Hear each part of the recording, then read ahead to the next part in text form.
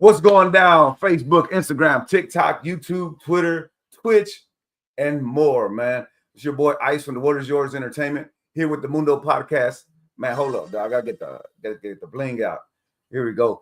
The Mundo Podcast, episode number 3 from season 2, man. Here with my boy Zoe, man. Zoe Lucas. What's the damn deal? What's up with my people? Man, appreciate you coming in, man. I know it was a little adventure. You know, everybody got to take a little adventure to get out to Baytown. You know what I'm saying? Yeah. But, man, I appreciate you coming out, man.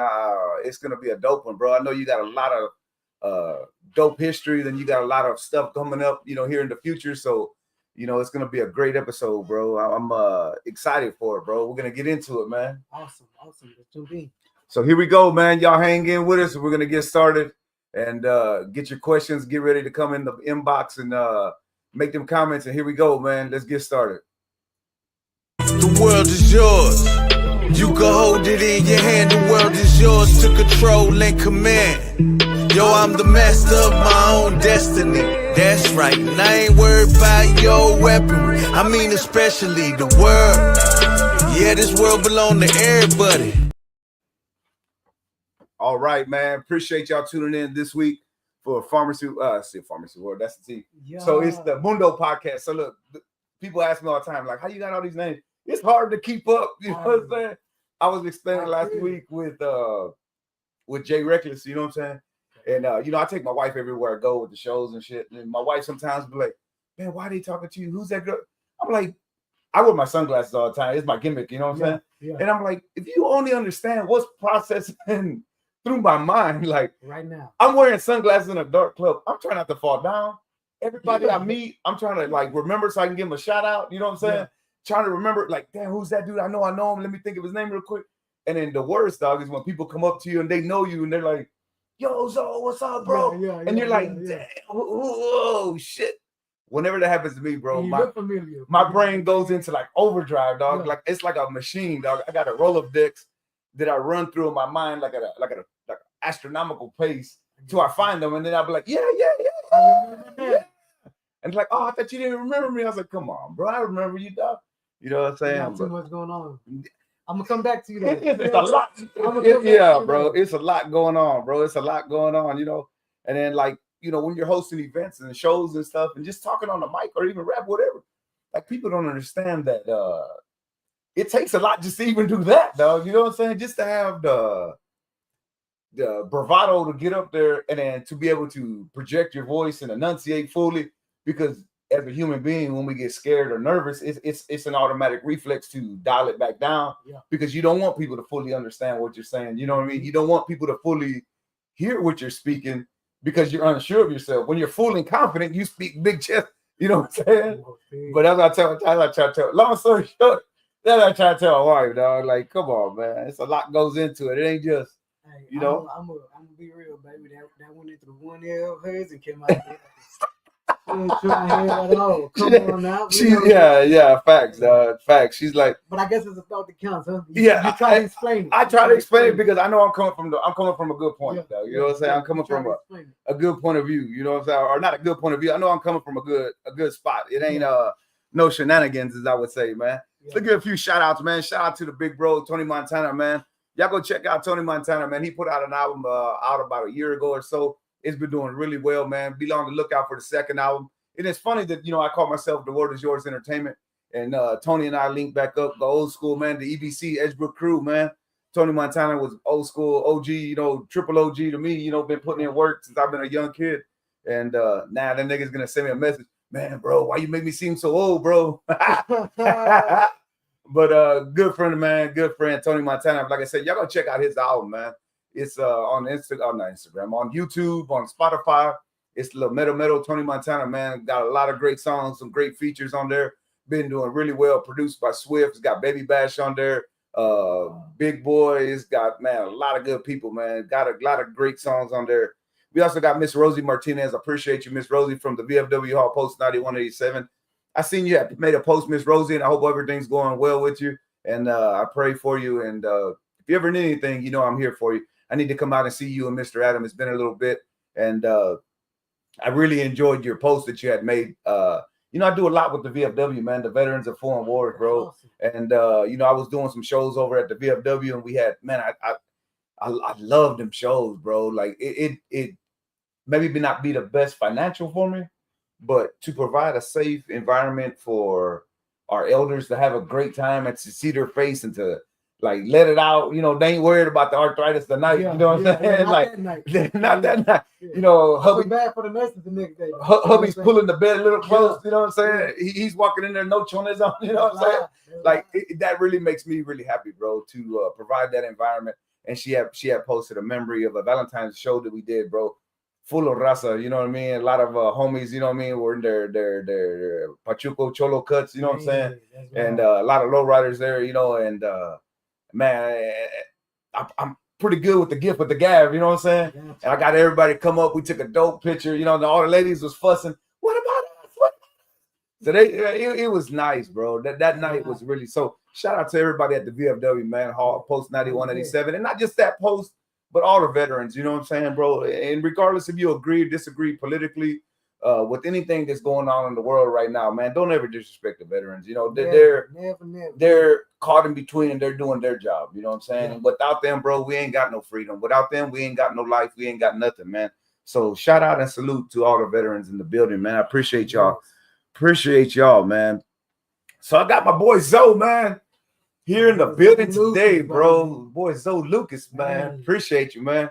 I've been following you for a while. And it's actually the first time we ever got together and linked up face to face. We spoken so many times on phone and through messages, yes, bro. Yes. We've even done events together. Yes, bro. And still not to get together, dog. That's the crazy. That means we're busy, baby. That's what it means. But good vibes are gonna stay together though, bro. Positive energy, you know what I'm saying? Like this is the first, and I've known you for a few years now, without ever sitting down and like chopping it up and having break bread or break a meal, you know what I'm saying? Yeah. But that's how I know you got good energy, dog, and a good vibe, because I don't know about you, dog. Like I can smell a shit a while away, you know what I'm saying? And like I know instantly like something ain't right, you know what I'm saying? Yeah, I ain't gonna lie, my people don't like to take me nowhere because that's bro. And I'm gonna call you out on the bullshit. Bro. I'd rather stay home, baby. Bro, man. I feel it, man. Shout out to my Tocayo Isaac de los Santos, man.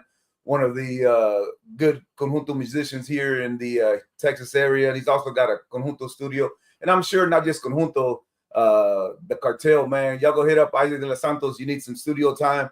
You need a conjunto band. Hit up Isaac de los Santos, man. My Tocayo right there. Really good guy. Former Marine, he must have heard I was talking about the veterans. So he jumped on, man. Former Marine right there, man. Proud of you, bro, and I love you, man. Happy for you. Got the young brother, my little brother, man. My little young brother, Daniel, man. My boy, Wade, man. Appreciate you, Daniel. Appreciate you tuning in. Shout out to you, man. So, Zoe, man, it's your first time here with us, bro. And you know what I mean? Let's get into it, bro. You know what I'm saying? There's a lot of stories that I know you got to tell. I know, what we were just chopping it up before we got started and just following you on the social media. I know you've been through some ups, some downs, and in betweens, and then the stuff you've done in the past and everything that you got coming in the future, bro. All the way around, it's been ups and downs, man. But I'm blessed though. That's good, bro. That's good. I do a lot of sometimes I post a lot on Facebook and in my social media. You know what I'm saying? And some people may get tired of that shit, and because as humans, right, we automatically disagree sometimes with people that we feel are doing good. And I'm not better than nobody, bro. I promise to God on that. I don't feel I'm better than nobody. I don't try to be better. I try to be better than myself. I want to be better than me. Every day I challenge myself to be better than I was the day before. So if my positivity sometimes come across as arrogance, fuck you. What else can I say? Exactly. What else can I say, bro? You know what I'm saying? You're right on point, man. I feel like, man, okay, look, going up for, you know what I'm saying, Puerto Rican and shit, it's like, I feel that if I got to where I'm at right now, anybody can. Yeah. You know what I'm saying? There ain't no excuses. I say the same thing, bro. I've said this a few times on the podcast, but there's times, bro, I've been all over the world, bro. And I'm in a meeting with people that got doctorates, people that got major master's degrees and bachelor degrees in engineering. And they're asking me, like, what is the equation? What is the answer to the equation? And I always joke. I always lead with the joke.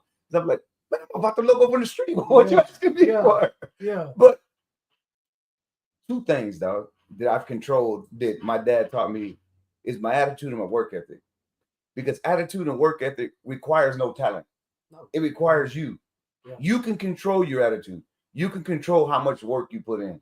Those two things is a God-given choice. It's not a gift. Everybody has those. Yeah. Everybody is blessed. This has breath in their lungs. And there's some that are disabled, and God bless those people because they don't have that same opportunity because they may have been born disabled, dog. And that ain't, that's the only people that don't have that choice because, and even then they'll tell you, they'll be the first to tell you, don't consider my disabled as a thing against me because I'm just as capable as you. You are. But that's the thing though, dog. It's that right there in that mind. The limits are obstacles that your mind creates for yourself, dog. And if you're willing to push that boundary, have a great attitude and a good work ethic, that makes up for talent. That makes up for academics. That makes up for so much things, bro. Man, I tell you, I ain't never seen it more than now. First, it's just because I don't pay attention. You know? And if you like me, you like me. If you don't, fuck you. But I hope and I wish that my positive vibes that I give, whether it be on social media or just in person, if you do know me, helps you in seeing a bigger picture for yourself. And I say that, man, because as many know that I was locked up, I was in prison. I just got released in October, so I'm glad to be home. Yeah, but bro. I've seen so much fucking talent in prison. It's crazy. Yeah, bro. That's the crazy thing about it, bro. It's crazy. And it's like, man, you know what? You wouldn't even expect it from some of these guys. And not only did I see the talent that they had, but when I would talk to them and be like, hey, man, well, how long have you been doing this? Yeah. And, hey, did you do this out in the world? And they'd be like, nah. Just got into it. I just got. So that means to tell me that every fucking person in this world can have a talent if you really want it. Yeah. Hey, pick up what you feel passionate about and go with it. Yeah, bro. And you're going to fuck up the first couple of times, but it'll work. And that's the thing, because it requires, again, it's a choice, right? Yes. Failure is inevitable. Nah, that's an But option. without failure, you don't learn. Without learning, you don't grow. So it's a symbiotic circle that's always going to be intertwined and flowing. And if you are a person with that mindset, well, I don't want to push the boundaries. I don't want to cast my sails into the unknown because I'm afraid of failure. Well, man, that's almost jump off the bridge. I ain't gonna lie, on the cool, everything that I fucking do, I look forward to failure. You got to. I look forward to it because I don't believe that it would you can't learn without it. Facts. It's gonna teach you what step to take next. Yep. Okay, well, fuck, I can't do it this way, so let me try it this way. Yep. You know what I'm saying? I look forward to failure. Yep. Let me give a few more shout outs, man. We got my boy Wilbur Martinez. Appreciate you, Wilbur. I told you last time, it's been a long time since I seen you, man. I appreciate you tuning in, Wilbur. We got one of my good homies, a very talented singer from here in Baytown, Texas, man. Yeah, bro, I heard you on there. You got the little soft ones too, bro. You need to hook up with my boy Darius De Leon. Shout out to my boy Darius, man. PMD Music, man. My boy Darius, him and I got a few songs together. Okay. He's a really, really talented singer from Baytown, out of way of New York, out of way of Trinidad. He's actually cousin with Carlton from the Fresh Prince, dog. Oh shit! Okay, that's his cousin, dog. Hey, that was my boy right there. Yeah, man. Shout out to Darius. Appreciate you. My little cousin Marie. I appreciate you tuning in. Hey, man, then I got a homie that I just met today for the first time, Nestor Miranda Benacourt from Mariachi del Sol de Houston, bro. I brought these dudes out to my job, man, and we was having a celebration today at work, and then it was like a employee celebration. Then this week is National Women in Construction, or Women in Construction, or Women in the Workforce Week. You know what I mean? So the company I work for, ProTech, we work for a company called Zachary, and they asked me, they know I do entertainment and stuff. Yeah. So, but today though, bro, I had to break it off. I had to show them what kind of entertainment Isaac is, because they know, like, man, Dad, that's Isaac. After today though, when I was in my office, everybody's walking by. Hey, bro, I didn't know you had it like that, bro. Yeah. I didn't know you had it like that. I was like, come on, dog. I'm pretty sure they said a couple of things behind it. Yeah, bro. Man, he's not really that. They probably thought that, really, what I'm saying? Then today I went out with the Chapo shirt, I had the cowboy hat. Yeah. But shout out to my boy Nestor, man. Him and his people, they drove all the way out from Houston to Orange, Texas, and then they came and killed it, bro. Awesome. I posted a few videos on my set, man, and them boys did really good, man. The mariachi The Soul Mariachi, Soul de Houston is their name, man. So if y'all need a mariachi band, y'all go check them out. Nestor Alfredo Miranda Benacourt. Down, put the whole government name out there, bro. But Nestor, man, he took care of me, bro. Them dudes did really good, man. So y'all go check out Nestor, and like I said, his band is Mariachi Soul de Houston, man. Them guys did really good for me tonight, man. We also got Dusty Hayes, man. Shout out to my boy Dusty. Need to get you in here soon, Dusty. I know you sent me a message, bro. I'll get back to you. Dusty Hayes is a very talented young dude from here in Houston, man. We met one time over at Tomcat's podcasting studio, and he's good friends with my people, Jay Reckless. And shout out to my boy Tomcat. Yeah, man. You know Tomcat too? What Tomcat, man? Tomcat's the blackest white dude I ever met in my life. That's my boy. But you know, shout out to Jay Reckless too, man. You know, y'all go follow Jay Reckless. He was here with me last week. Hey, Jay, look, I'm doing it. I'm a talker with my hands, dog. And like when I watch back my videos, I'm like, stop putting up your fucking. It looks stupid, but you know what I'm saying? As a you know, just fast moving. Yes, dog. So I gotta keep a conscious effort to keep my hands down. If not, it looks like I got big ass hands. It looks like a mitten in your face. You know what I'm saying? But shout out to Jay Reckless, man. Like I said, don't worry, I got you. I'm just gonna be like, yeah, bro. Yeah, put them hands down, bro. Put them down. Put them down. Slow down, bro. Breathe. So shout out to Jay Reckless, man. Like I said, y'all go check him out. He's got a podcast, bro. You dropping some new music, or you want something to get heard early? My boy Jay Reckless is up with the Crows, bro. He gets up at his podcast starts like at 6 a.m, and he does some like local talent and stuff. You know, all of his people with Reckless Entertainment. Shout out to T Phenomenon, my boy Menace Mike, and Bobby. You know what I mean? Bobby Bless. He's got a few more people with him. So shout out to everybody at the Reckless crew, man. Like I said, shout out to my boy Dusty Hayes. We also got my boy Allison Mash. Appreciate you, Mash, tuning in with you, bro. You know it's always a blessing to you, man. We also got my boy. I got people all over the place, bro. We also got my boy Boca Chica. If you ever need your haircut, bro, and you're looking for that Dominican fade, you know I go to a Dominican barbershop. Shout out to my barber, Eric Sexy J. But hey, man, you need a good fade. You need to get cut up. You need to get that beard looking right. You know, you get them eyebrows done. However you want to do it. Go shout out to my boy Boca Chica, man. He's right there, right across from Alameda Mall in the Alameda area, right across the street from Alameda Mall. The barbershop's called the Caribbean Barbershop, man. Go ask for Boca Chica, man. Go ask them dudes. We also got my homeboy Sumate Wakula. My boy's a wrestler, dog. That boy is in Sumate. You still in Japan? He was in Japan. Just had a big match with a full arena in Japan, doing shit, bro. Representing for all of the Native American people, man. Good homie of mine right there. I sponsor a lot of his events that he's got going on in Alvin. So look, man. Next time, if y'all are available, y'all go check Sumate Wakala out, man. He's out in Alvin. He puts on a great wrestling event. You know what I'm saying? So y'all go check out Sumate, man. Yeah, that sounds fun. Sumate is really dope, man. Like I said, he's the war chief, man. The war chief. He said he just got back into Texas, man. He's by way of Arizona. Been here in Texas for about a year now. He's been going back and forth to Japan, Canada, all over the place, man. Putting it down for the fucking gente. You know what I mean? So man, we gotta go check him out one day, bro. Don't let me catch you in that ring coming off the ropes, bro. Now, I'll stay far from there, but I'm gonna go look at you. Yeah, bro. Yeah, man. Appreciate you, Sumo. Like I said, man, y'all go check out Sumate Wakala, man. He just got back from Japan. Y'all can go check out his stuff. He's getting ready to go to Cancun, Mexico, he said, man. So like I said, y'all go check him out, man. He's putting on a lot of good shows in Alvin, Texas, trying to be positive, bringing in wrestlers from all, you know. And I want to talk about this, and then me and you are going to talk about it a little bit too. So my boy Sumate, man, he did his shows out in Alvin. My homie's so dedicated to his craft, bro. He paid the event hall a year in advance for every show that he's doing. And then some people to jump online and the day of his show post his flyer and wrote canceled like across the top and post it out there so everybody can see it. You know what I mean? Like his event canceled. Like, bro, that's some like low life scum kind of shit, bro. And people can understand it, dog. Like maybe the normal people won't understand, but entertainers, like every show we do ain't gonna be a hit. It ain't gonna be. Every show we do, we can do it for free. We can do it for free 30. We can put every positive vibe, every spin we want to put on it. But you know, we all know as an entertainer, sometimes the sun ain't shining for you that day. Not all the time. But come on, dog, don't block my shine by doing some. Come and see me, pull up on me and catch the fade, and you know. Look, man, I've always told my manager, if I get one fan out here, I'm gonna perform like there's fucking 30,000.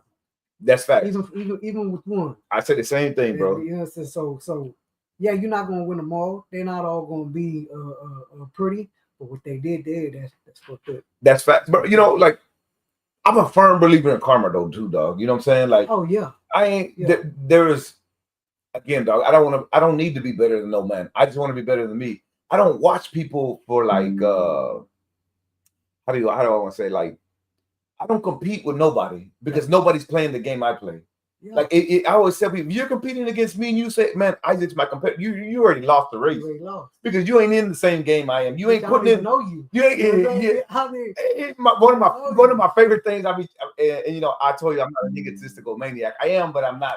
Yeah. But something from the Avengers when Thanos told her, like, it was Raul Julia in Street Fighter the movie when Chong-Li was like, you destroyed my village, and he was like, child, to me that was just Tuesday. I was like, damn. Yeah. That's what I'm talking.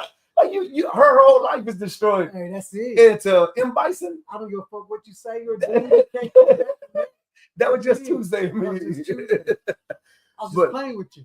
But come on, dog. Like, you know, the moment you allow yourself to get caught up in other people's traps and other people's magnets and magnetation fields, you know what I'm saying? You get caught up in their gravitation. Guess what? And it's easy. 1,000%, bro. 1,000%. I understand. It's not for everybody.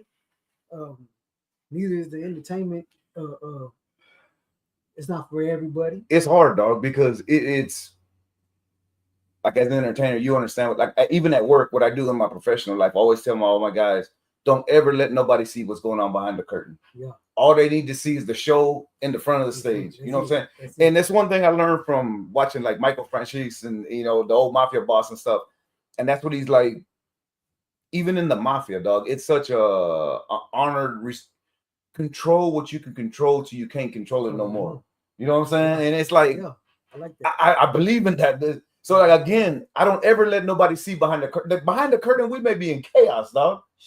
But as long as that curtain opens and that show goes off, you'll never know. You'll never know nothing was even wrong, dog. You know what I'm saying? Like, and that part of, so let me give up. I just got so many shout outs, dog. I really want to jump into this interview. So look, my boy Summer Tay said everybody still got paid. Hey, bro, I salute you on that, bro, because I've been there too. So like, I've been there where I had some hating stuff on me, and we end up getting shut down at the club.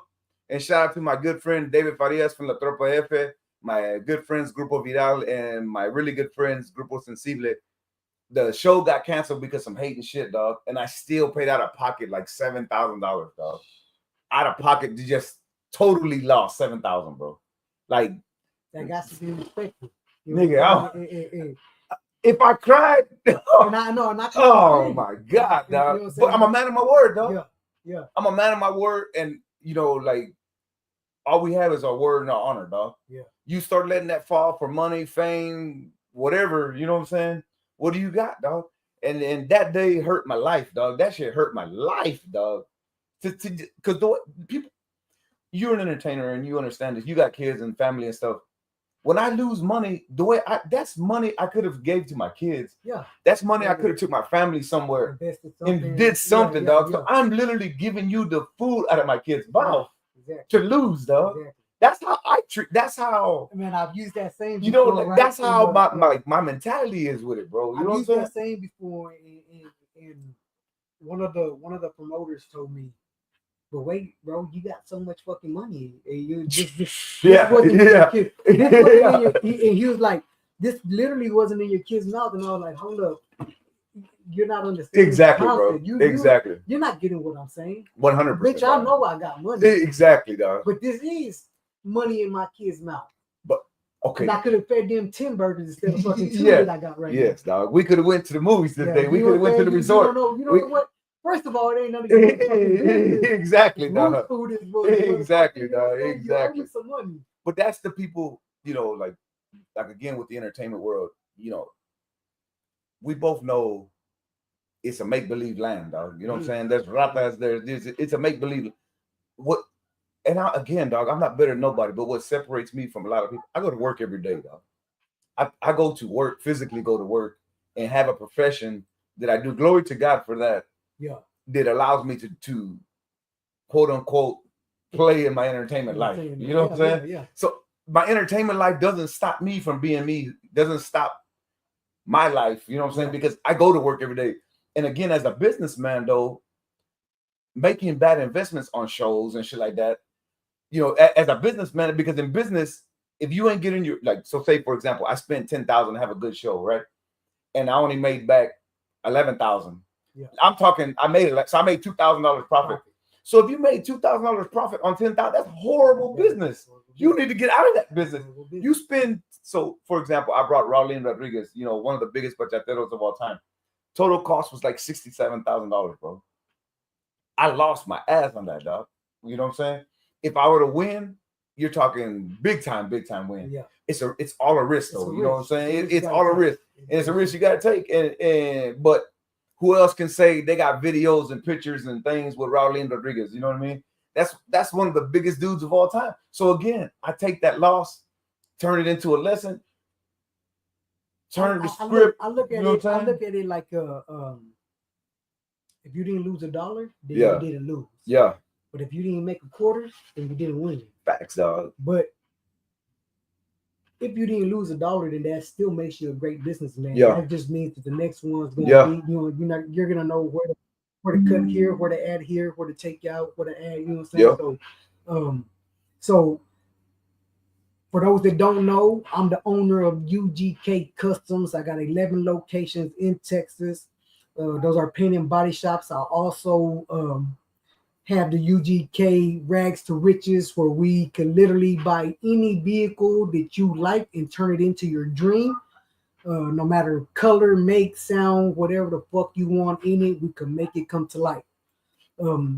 It's crazy that we're using this business because my son told me the other day, I had a phone call and somebody was looking for a Mercedes S550.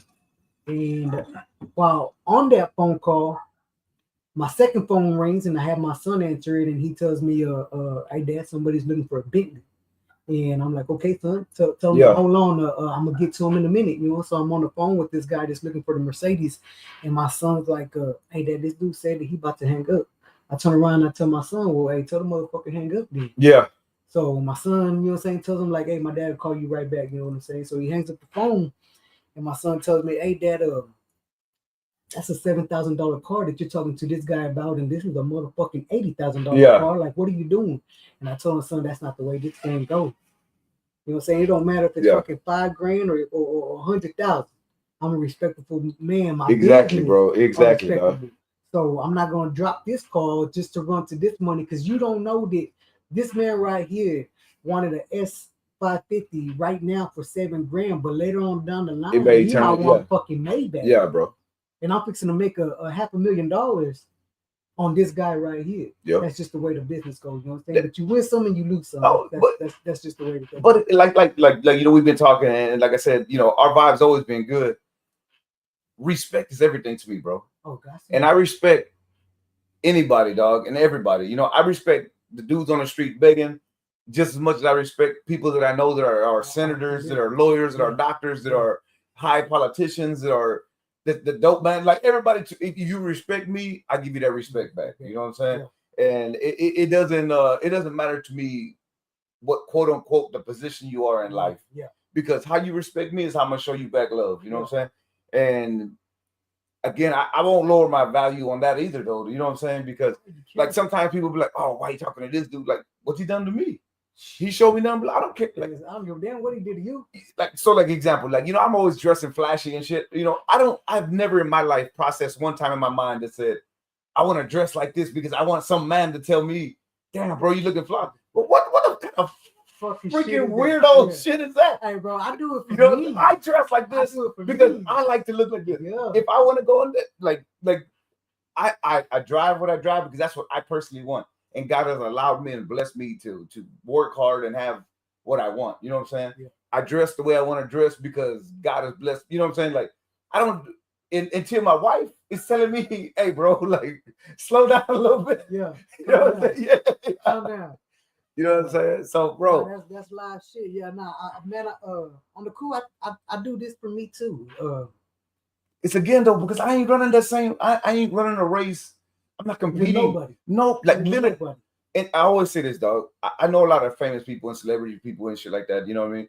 And everybody will tell me like, "Damn, bro, you know why I like you so much because you don't treat me different." Why would I? You was a person. Yeah. Like you was a grown man. You was a person just like me.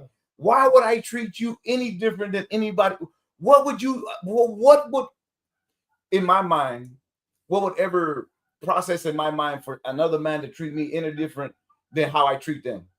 Until my Lord and Savior Jesus Christ comes back to this planet, that's the only man I will fan out for and be on my, you know what I'm saying? Yeah. Like outside of that, that's it. Come on, dog. You know, everybody, you're a grown man, treat me with respect. I'm gonna treat you with respect, dog.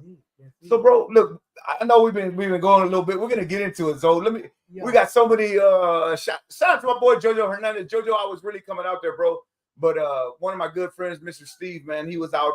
We had a baseball game that day. Shout out to my boys from all of the Baytown Little League and especially the Pirates. You know, that's my team. Mr. Steve was umpiring the game and he had a little issue.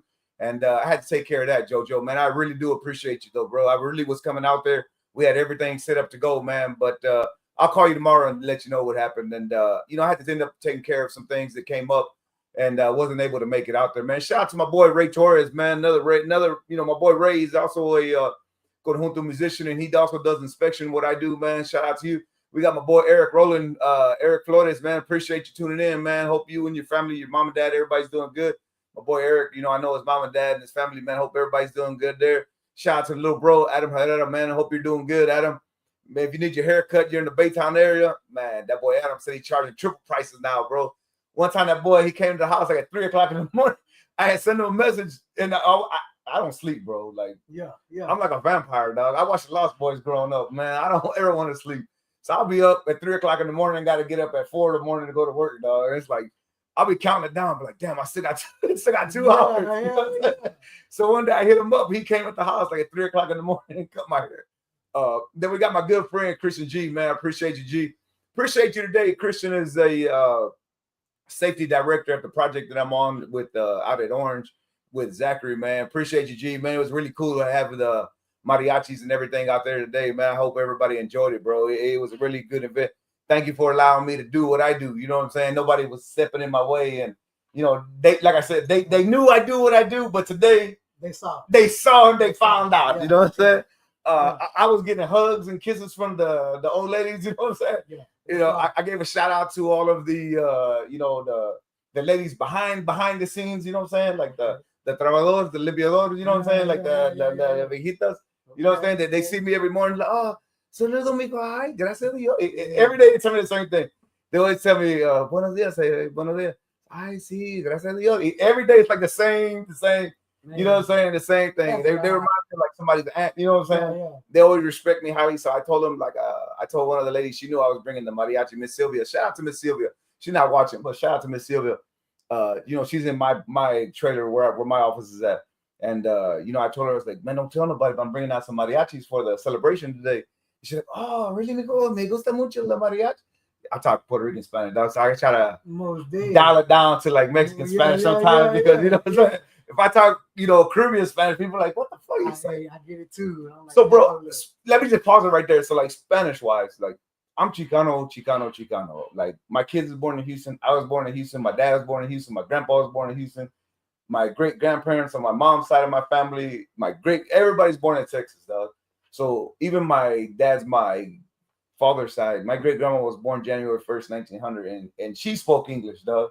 You know what I'm saying? It's like all my family speaks English. Yeah. So then when I became growing up and working in the plants and stuff, you know, I'm talking in meetings and, you know, having meetings with, you know, all these people. And I know how to talk in English, bro. I you know what I'm saying? I could be a comedian, you know what I'm saying? So I got everybody going. And then afterwards, there be this old little Mexican dude like, mijo, me gusta mucho, está bien feliz. I don't know, like, ¿dónde estás?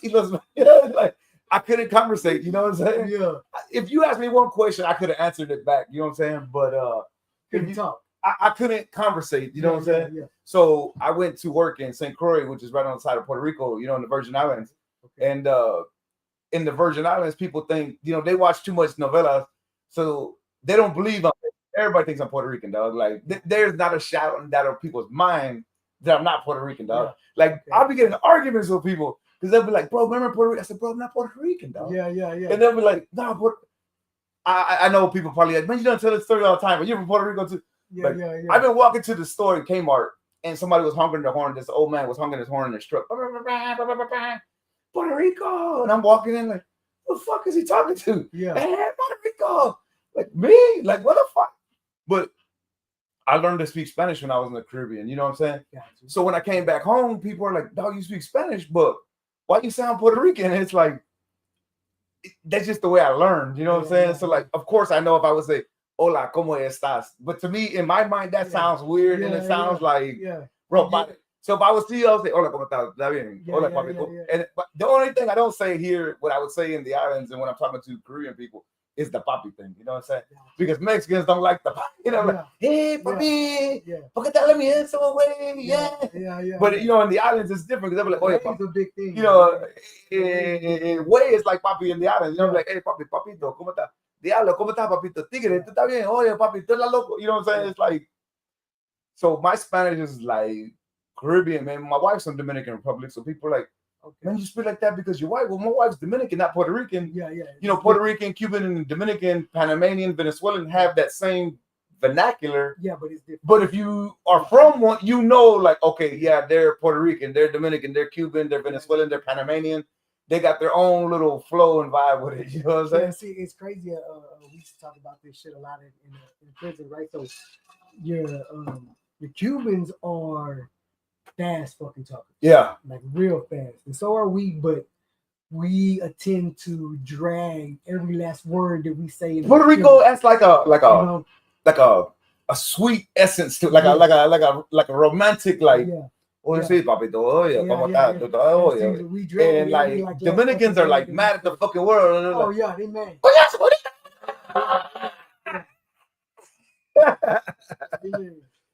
But it's funny because I talk fast in English, you know, and I think extraordinary really fast, dog. If I ask you a question, I already got 5 more. I'm waiting for you to answer. So, like in my Spanish, I like talking fast. You know what I'm saying? So when I talk to like Mexican people at work or Central American, South Americans, and they got that long like Yoda, dog. Hey, dog, come on, dog. Spit it out. Come on, dog. You talking way too slow, bro. Spit that shit out, man. But man, we also got my compadre. Shout out to my compadre Felix. Appreciate you tuning in. We got Chris Guzman from Conjunto Firme. Hey man, you need one of the best conjunto bands here in the city of Houston. You need some sound. You need some DJs. Get with my boy Chris Guzman, man, from Conjunto Firme, Firme Sound, Firme Entertainment. He'll get with you, man. Shout out to Alicia. Appreciate you, Alicia. One of my schoolmates, man. Shout out to LP from LaPorte. Appreciate you tuning in.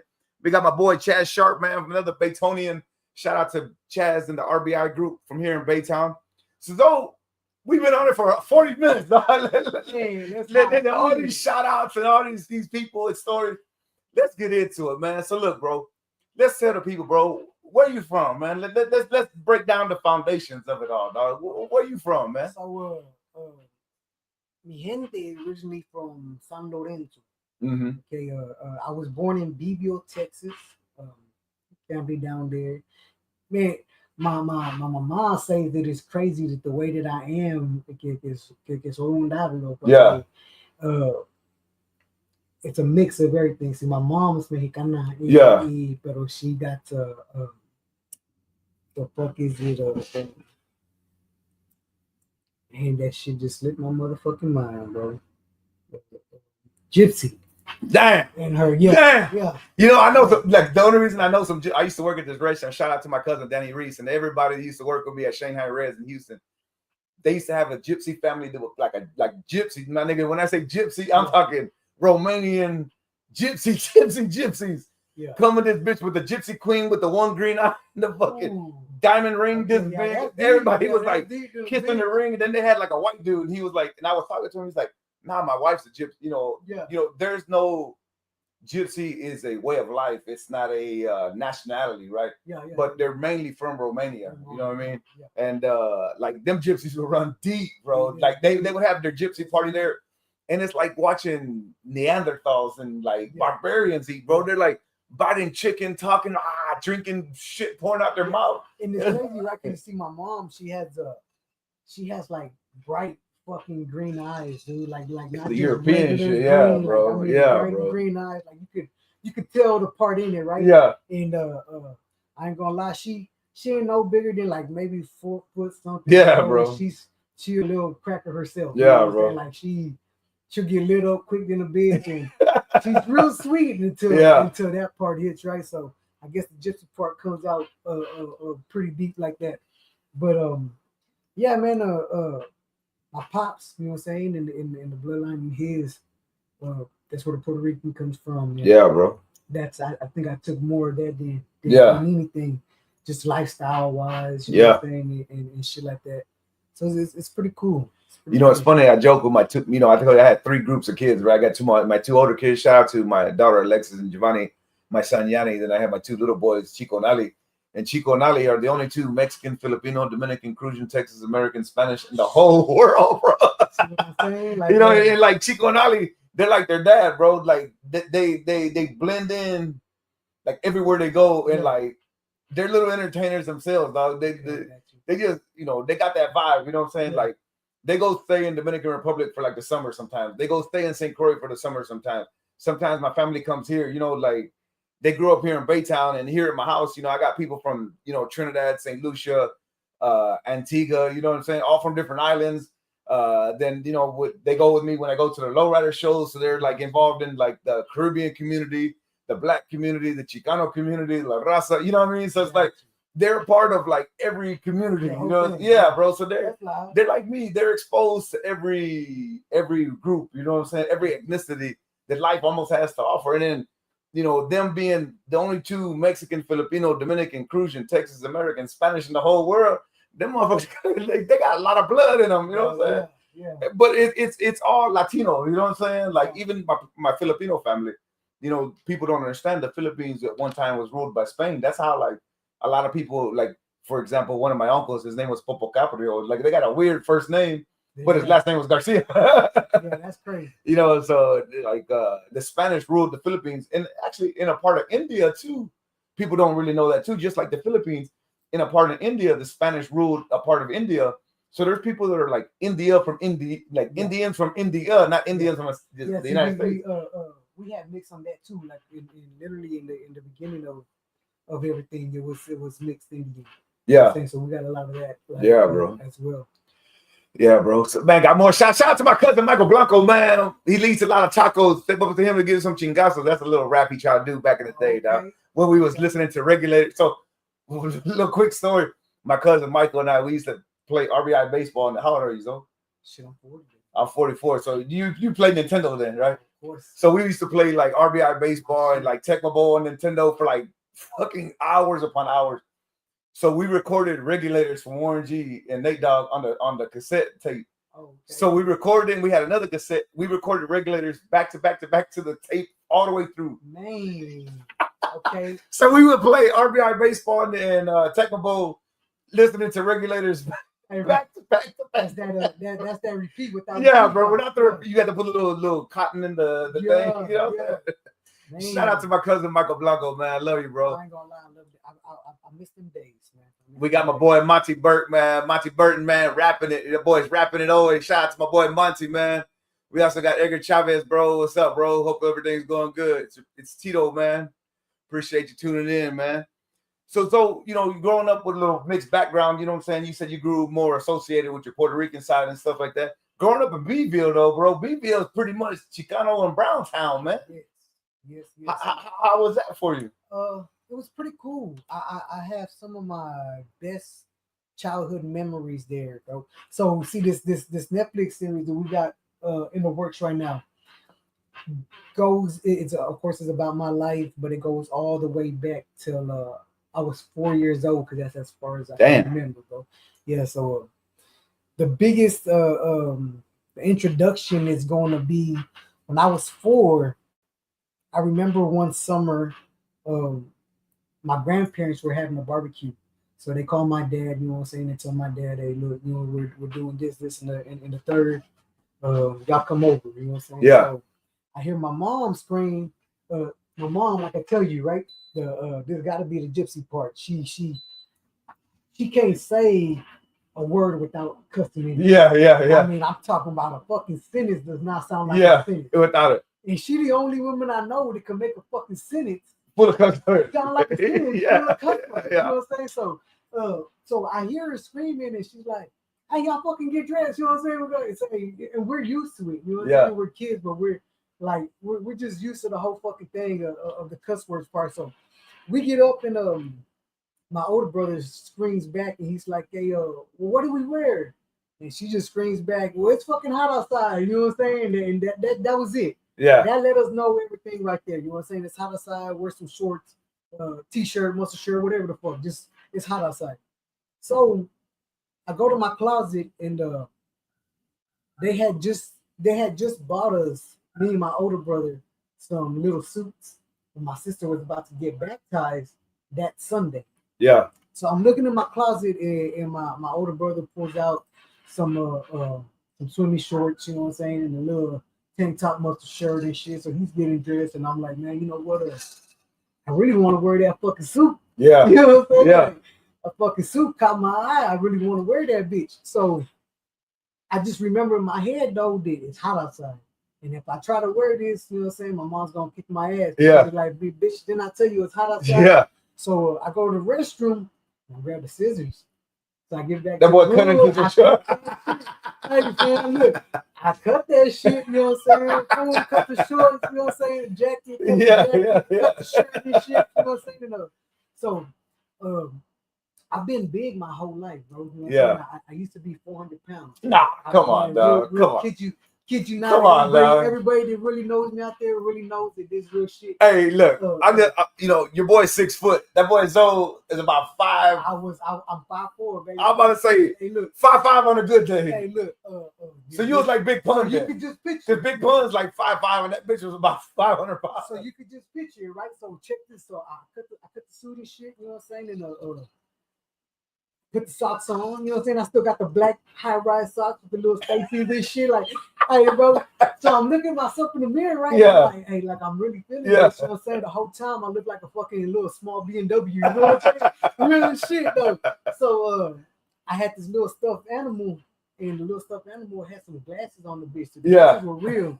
The side pieces were plastic. They were like sewed in to the stuffed bear. So you ripped the glasses too. I cut them motherfuckers right, and I put them hoes on. So I walk out and man, I feel fly in the bitch. Yeah. I ain't gonna lie. So you could just imagine if I'm feeling like this at 4 years old, my life is just crazy. Yeah, bro. You know what I'm saying? But that y'all that'll come later, you know what I'm saying? Y'all gonna have to wait for the for the series to come out on that. But so anyways, I come out and oh man, I heard my mama tell me cuss words that I ain't never fucking heard before in my life. You know what I'm saying? Especially at the time. Yeah. So I could hear my dad though, you know what I'm saying, tell her, hey, mama, hello, you know what I'm saying? Like, just leave me the fuck alone. Yeah. It's already late. We gotta get to the family function.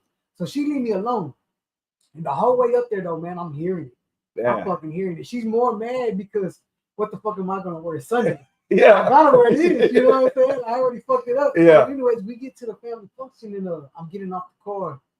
And we park across the street, and while I'm walking to my grandparents' house, my mama tells me to my sister to grab my hand. You know what I'm saying? My sister don't listen. Well, mama try to grab my hand, and in my head I'm like, "Fuck nah, bro, you almost fucked me up." You know what I'm saying? So the whole time that I'm doing this process though, in my head, I kid you not, man, this is the honest to God truth. In my head, I'm like, bro, when I get to this barbecue, I'm gonna steal the fucking show. Yeah. You know what I'm saying? Like, you got to now. Everybody's gonna see me. Everybody's gonna notice me. You know what I'm saying? Like, I'm 4 years old, bro, thinking like this, real shit. So while we're walking up the sidewalk, my mama try to grab my hand, and I'm like, hell nah. You know what I'm saying? I pull my hand. Yeah. And I don't tell her, of course. You know what I'm saying? Because I get beat the fuck up. But in my head, I'm like, hell nah. You almost killed me for this. You ain't about to shine with me. You know what I'm saying? This my spotlight.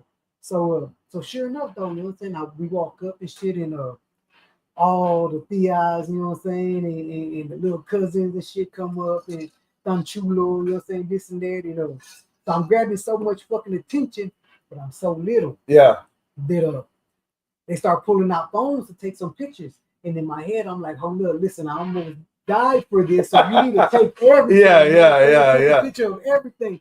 So there's an ice chest, and I see it in reach, and boom, man, I put an ice chest near me, and post it up. Stand on it. Yeah. So now you got the whole picture. You know what I'm saying? And I believe my sister, my oldest sister, I got one sister. It's my oldest sister, and I believe she still has that picture. Damn, it's crazy. Dope, I'm waiting to find it. I want her to find that. Man. Hopefully you find it, bro. So yeah, I'm with it's a journey. It's a journey. This Netflix series is gonna be a journey, man. But that's gonna be the intro. You know what I'm saying? It's happened since I was 4. And you know, like I'm 44, bro, and I can literally remember from being 2 years old. I told my mom I remember being born. She didn't believe me. Then when I described the doctor to her, then she's like, "How the fuck?" You know what I'm saying? Crazy. But I can legit remember from 2 years old to right now. Like I got a photographic memory, but sometimes I may forget to put a little film in it. Oh no, but like legit, I can remember from 2 to right now, dog. And it's crazy because like it's a curse and a blessing. You know what I'm saying? Oh yeah. There's the beautiful things I can remember, right? Like my daughter being born, and my boys gonna be like, "Oh, what is?" My daughter's my most prized possession on this planet, dog. You know what I'm saying? Gotcha. I can remember my first day working in my profession. You know what I'm saying? I also could remember the day they told me my grandma was gonna die. I also could remember the day my daughter's hair fell out. I also could remember the day my son got bit by my dog. You know what I'm saying? Like, and those haunt me. You know what I'm saying? I can remember, and I don't want to remember it. But it's like when I'm, you know, as raza, as Latinos, you know, we're sadomasochists. Oh man. You know, we always are gonna be negative and you can't be happy, right? Oh, we're not allowed to be happy. So when you're drinking and then you get too deep in your thoughts, them fucking memories, like that's the first ones I think of, and then it's like that shit will bring me down, and it'll suck my energy out. You know what I'm saying? Thinking of those negative things, and I told like your devil little angel talking. Bro. And I told my daughter one time, she was like, bro.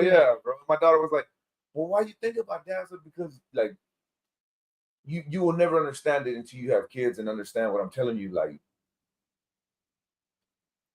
my kids are my most prized possessions, but I don't worship my kids. I'm their motherfucking dad. I ain't their friend. I am their dad. Yes. But I love them more than anything in the world. You know what I'm saying? But I ain't their friends. I don't care if they like me, they dislike me. Yeah. But the love I have for them is not compatible to anything in this planet. You know what I mean?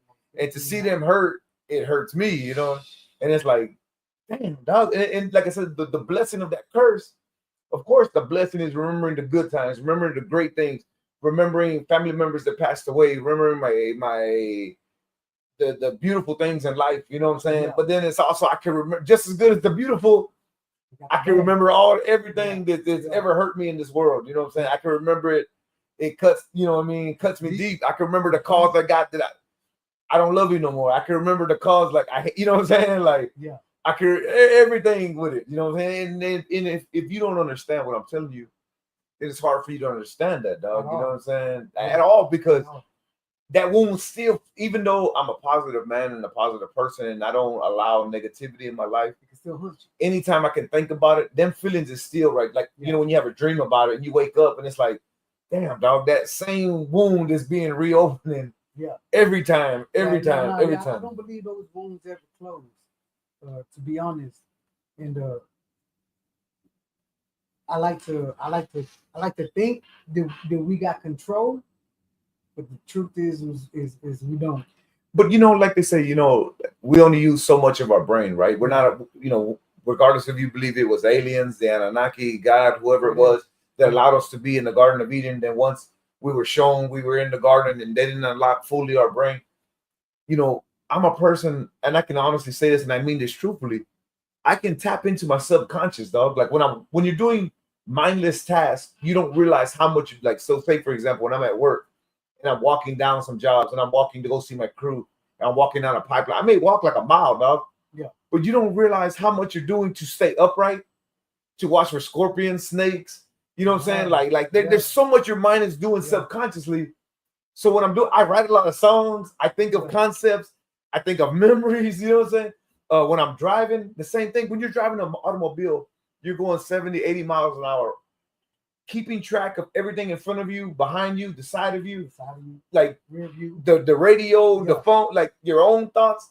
So I'm able to tap into my subconscious like pretty well, you know what I'm saying? Yeah. And I get pretty creative when I'm like, so I'm driving and I'll be thinking, like, I wrote a song one time. I'll let you hear it when we're done. I wrote a song for my boys, and I talked about this last week with Jay. I was driving out of work, and my Bluetooth didn't click on yet, and it picked up a church channel, and it picked up a part, and the guy was like, "You only here for so long, and then God calls you home." Yeah. But nobody knows that time when it happens. Yeah. And then I changed the channel, right? I put in my Bluetooth so I can listen to whatever, you know. And I'm driving down the road, but that shit kept on playing in my mind. And I was like, if I died today, right now, if I get killed in an automobile accident, have I done enough in my life for my kids, my boys especially? Not saying my daughter's not as valuable. My daughter's my most prized possession on this planet. But she's a girl, and that's my daughter. My boys is my boys. Those are my dudes. Those are my men. Those are my soldiers. Those are my legacy that's going to be when I die. Yeah. And I'm like, have I done enough to teach them and show them what I need them to be, right? So then when I got back to my trailer, when I was out of town working, I had a travel trailer, you know, that shit was playing in my mind, dog. And it's like I was able to tap into my subconscious. I got home, bro. I wrote a fucking dope song with like in 15 minutes. Yeah. And when I listen to it and I hear the lyrics, I'm like, you know what I'm saying? Again, I'm about to look over the street, dog. Yeah. Like, how did I come up with this? Yeah. And like lyrically, and then like verbally, and like analogy to all make sense. You know what I'm saying? And it's like, just give you some a part of it, but it's like the second verse is betrayal will never come from a stranger. Sometimes it's your loved ones that will put you in danger. But like Moses, rise and divide the tide. Always circumscribe your pride, because it's pride that will turn heaven to hell. An open heart, and a mind will help you prevail. Yeah. Use this to excel. Love is the best thing I can teach you, and I hope that this will reach you. Life will knock you down, it will beat you, but you know you can let go if you need to. Don't base things on anger. This world's a canvas, you're the painter. You only have me for so long. Sometimes you know, then I'll be gone. And the song is called Hold On Me, Don't Let Go. So like I'm trying to tell them, like, hold on me in your mind, in your heart, because physically you only can hug me so many times and this body's gone. Just like with my great-grandfather, my grandfather, my dad, you know what I'm saying? Yeah. Like we're all born to die. Yeah. And it's gonna go. So that's what I'm trying to tell him in the song. Even though I made the hook just real simple, hold on me, don't let go. That's it, repeat it. Because I'm saying a lot in the verses. Yeah. I didn't want to yes. So that's like and then when I think about it back, and I'm like, betrayal will never come from a stranger. Sometimes it's your loved ones that put you in danger. I'm like, God damn, how the fuck did I come up with that, dog? Like, that is some dope. Like, the word betrayal means somebody that you once trusted trade your trust. You know what I'm saying? And to say betrayal never comes from a stranger. Sometimes it's your loved ones that will put you in danger. But then, like Moses, rise and divide the tide. Like when Moses parted the Red Sea and he left Egypt, Moses was a child of Jerusalem and was adopted by the Pharaoh, and he got with God, and God turned him in the burning bush and told Moses, trust in me, believe in me, and I'm going to lead you. And when Moses got to the Red Sea, he put his staff down and the Red Sea parted for him. Do you know what undertaking that is to even fathom in your mind to be able to perform? And that's what I'm trying to tell my kids. Like, if Moses could have done that, just think about what you can do. And like I said, how the fuck did I come up with this? And to say betrayal never comes from a stranger. Sometimes it's your loved ones that put you in danger. But like Moses, rise and divide the tide. Always circumscribe your pride, because pride will turn heaven to hell. Because that's personal facts and personal tributes and trials and tributes that I went through in my life. Because my pride's a motherfucker, bro. Yeah. My pride has led me down the wrong path. My pride has led me shame and beat down my own people sometimes, because I'm Isaac motherfucking De La Cerda. Yeah. My pride has led me to be on the bridge and led me to be in my life where that gun was on my side. You know what I'm saying? It was like, let it go, dog. Yeah. You can't do this no more. Yeah. I don't want to exist no more. That's what pride will do to you. And pride will also let you be a good fearing man of God. Pride will also let you be who I am. Oh, yeah. Like, pride has taken me on a wild adventure, Pride is taking me down to the lowest I could ever be on this planet, to tell God, stop it tonight, because I can't exist tomorrow. Yeah. To the man that you see today, you know what I'm saying? Yeah. That's what pride will do to you. That's why I try to tell my kids in that song. Pride's dangerous. Like Moses, rise and divide the tide, but always circumscribe your pride. Yeah. Because pride will turn heaven to hell. But with the open heart and mind, it will help you prevail. Like, dog, like, how did I come over this shit sometimes? You know what I'm saying? Yes, bro. And you do music and write songs, and it's like, you know, sometimes you write some stuff, and it's like, I get what you're saying. Where did this come from? Dog? Like, how did I do this? I do be doing that. I'll be like, damn, you're saying it and jot it down. Like, nah, I get exactly what you're saying. And that song, I wrote it like in 30 minutes, dog. Like when I was just playing it back and forth in my head about the concept, had the idea, and then I just sat down, it came out to me, and it was like, bam, it was right there, dog. And I was like, whether that's a spiritual, whether that's a higher being, a higher cause, whether that was just me tapping into my subconscious, whether that was just me being homesick, alone, drinking vodka, you know what I'm saying? I believe, like I tell you, I do get like that sometimes too. There's sometimes I can't write at all, but there's some times where it's so simple like that, and I second guess myself, like, bro, is this gonna be good? Because fuck, you finished really fast. But I believe what it is. It's like when it's about your personal and it's real, and it comes from pain or hurt, or beat or whatever it comes from. I believe it makes it way easier. Yeah, bro. So it's way easier to write about it. You know, my son, actually both of them right now at home, they're working on music. Shout out to them. They're doing great things. Y'all can find them on my Facebook page. Y'all can find them on my Instagram. They're doing really big things. One of my sons asked me the other day the exact same thing. He was like, man, Dad, listen, I got so much shit I want to talk about. And it's a lot. When I'm trying to write it all down, sometimes it don't make sense and it don't fit together on the beat. I'm like, because you see, you got so much fucking pain where it's coming from that you're trying to put it all on one track. Yeah. So if you ask me, that sounds like a fucking album to me. Yeah, bro. And he's like, damn, Dad, you know what? I never looked at it that way. You know what I'm saying? But I get exactly what you're saying. I believe that when it comes from somewhere deep inside you, it makes it easy. You know, and like not everybody can do music, right? Not everybody can write poetry, write book, because I don't ever perform, bro. I don't ever rap. I love just being behind, like my partner shout out to my partner Trust from The Word You Trust. So The Word You Trust is the word is yours and trust. Trust is the MC. So I'll write, he writes. Sometimes we write together. Sometimes we sit together and come up with a plan, and we come up with a like, hey bro, I was thinking about this. I wrote this hook, and he writes all the verses. Sometimes I write the whole song. Sometimes he writes the whole song. And The Word You Trust is us together, but he MCs everything. Like, and people are like, bro, maybe you're like, I talk in front of thought. I'm such a perfectionist though. Like, if I want to hear my music done with dope people, I don't want to hear my foot. I don't want to hear me come at the front. I want to hear dope people. You know what I'm saying? So shout out to my boy Trust from The Word You Trust, man. A few more shout outs real quick. Shout out to my boy Wizard, man. Appreciate you, Wizard, tuning in. My boy Wizard's from here in Baytown with me, man. He does a lot of good events and car shows and lowrider things and community drives for the community here in Baytown and all over, man. He's all over in the lowrider community. Like I said, he sponsors a lot of events. Shout out to my boy Wizard, man. We got E45, one of the hottest, dopest artists in the building, man. One of the hottest, dopest artists in the city of Houston. Y'all go check out E45, man. Go check out Alliance Benitez, man. Like I said, like I told him the other day, man, we was at Sin's benefit, man. Shout out to my boy Sin. His funeral is coming up. Good friend, man. Good dude, man. Like I was telling 45, man. Keep pushing, bro. Keep pushing, man. You're gonna get there, bro. You got the goods. And then we got Jonathan, man. Appreciate you tuning in.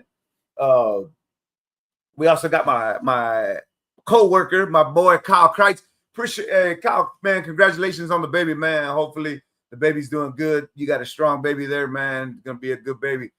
Nothing but love and respect for you. We also got the compadre Sandy Matre, all the way from Dominican Republic, boy, New York. Que lo que, hermano, todo bien ahora. Gracias por todo. Ahora, conmigo. Gracias. We also got my boy Javier, man. Appreciate you tuning in, Javier. We also got my boy Manny. Appreciate you tuning in, Manny.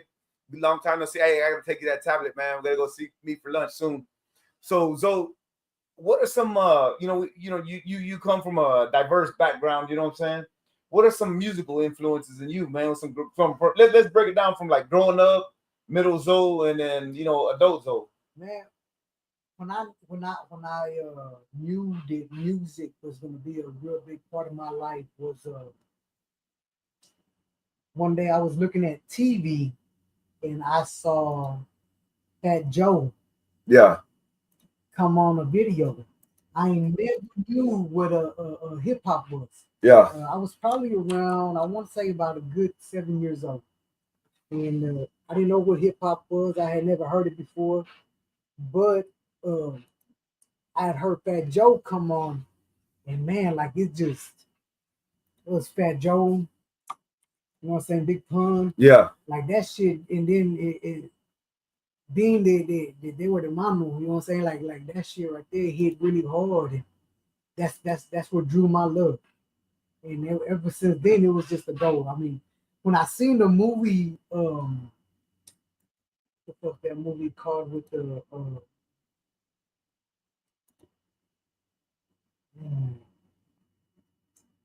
can't remember what the fuck the movie was called, bro. But don't say Belly Dogs. That's my movie, dog. Oh no, that's my shit. No, this. I mean, it's a gangster movie, but music, you know what I'm saying, music wise, artist wise. Yeah.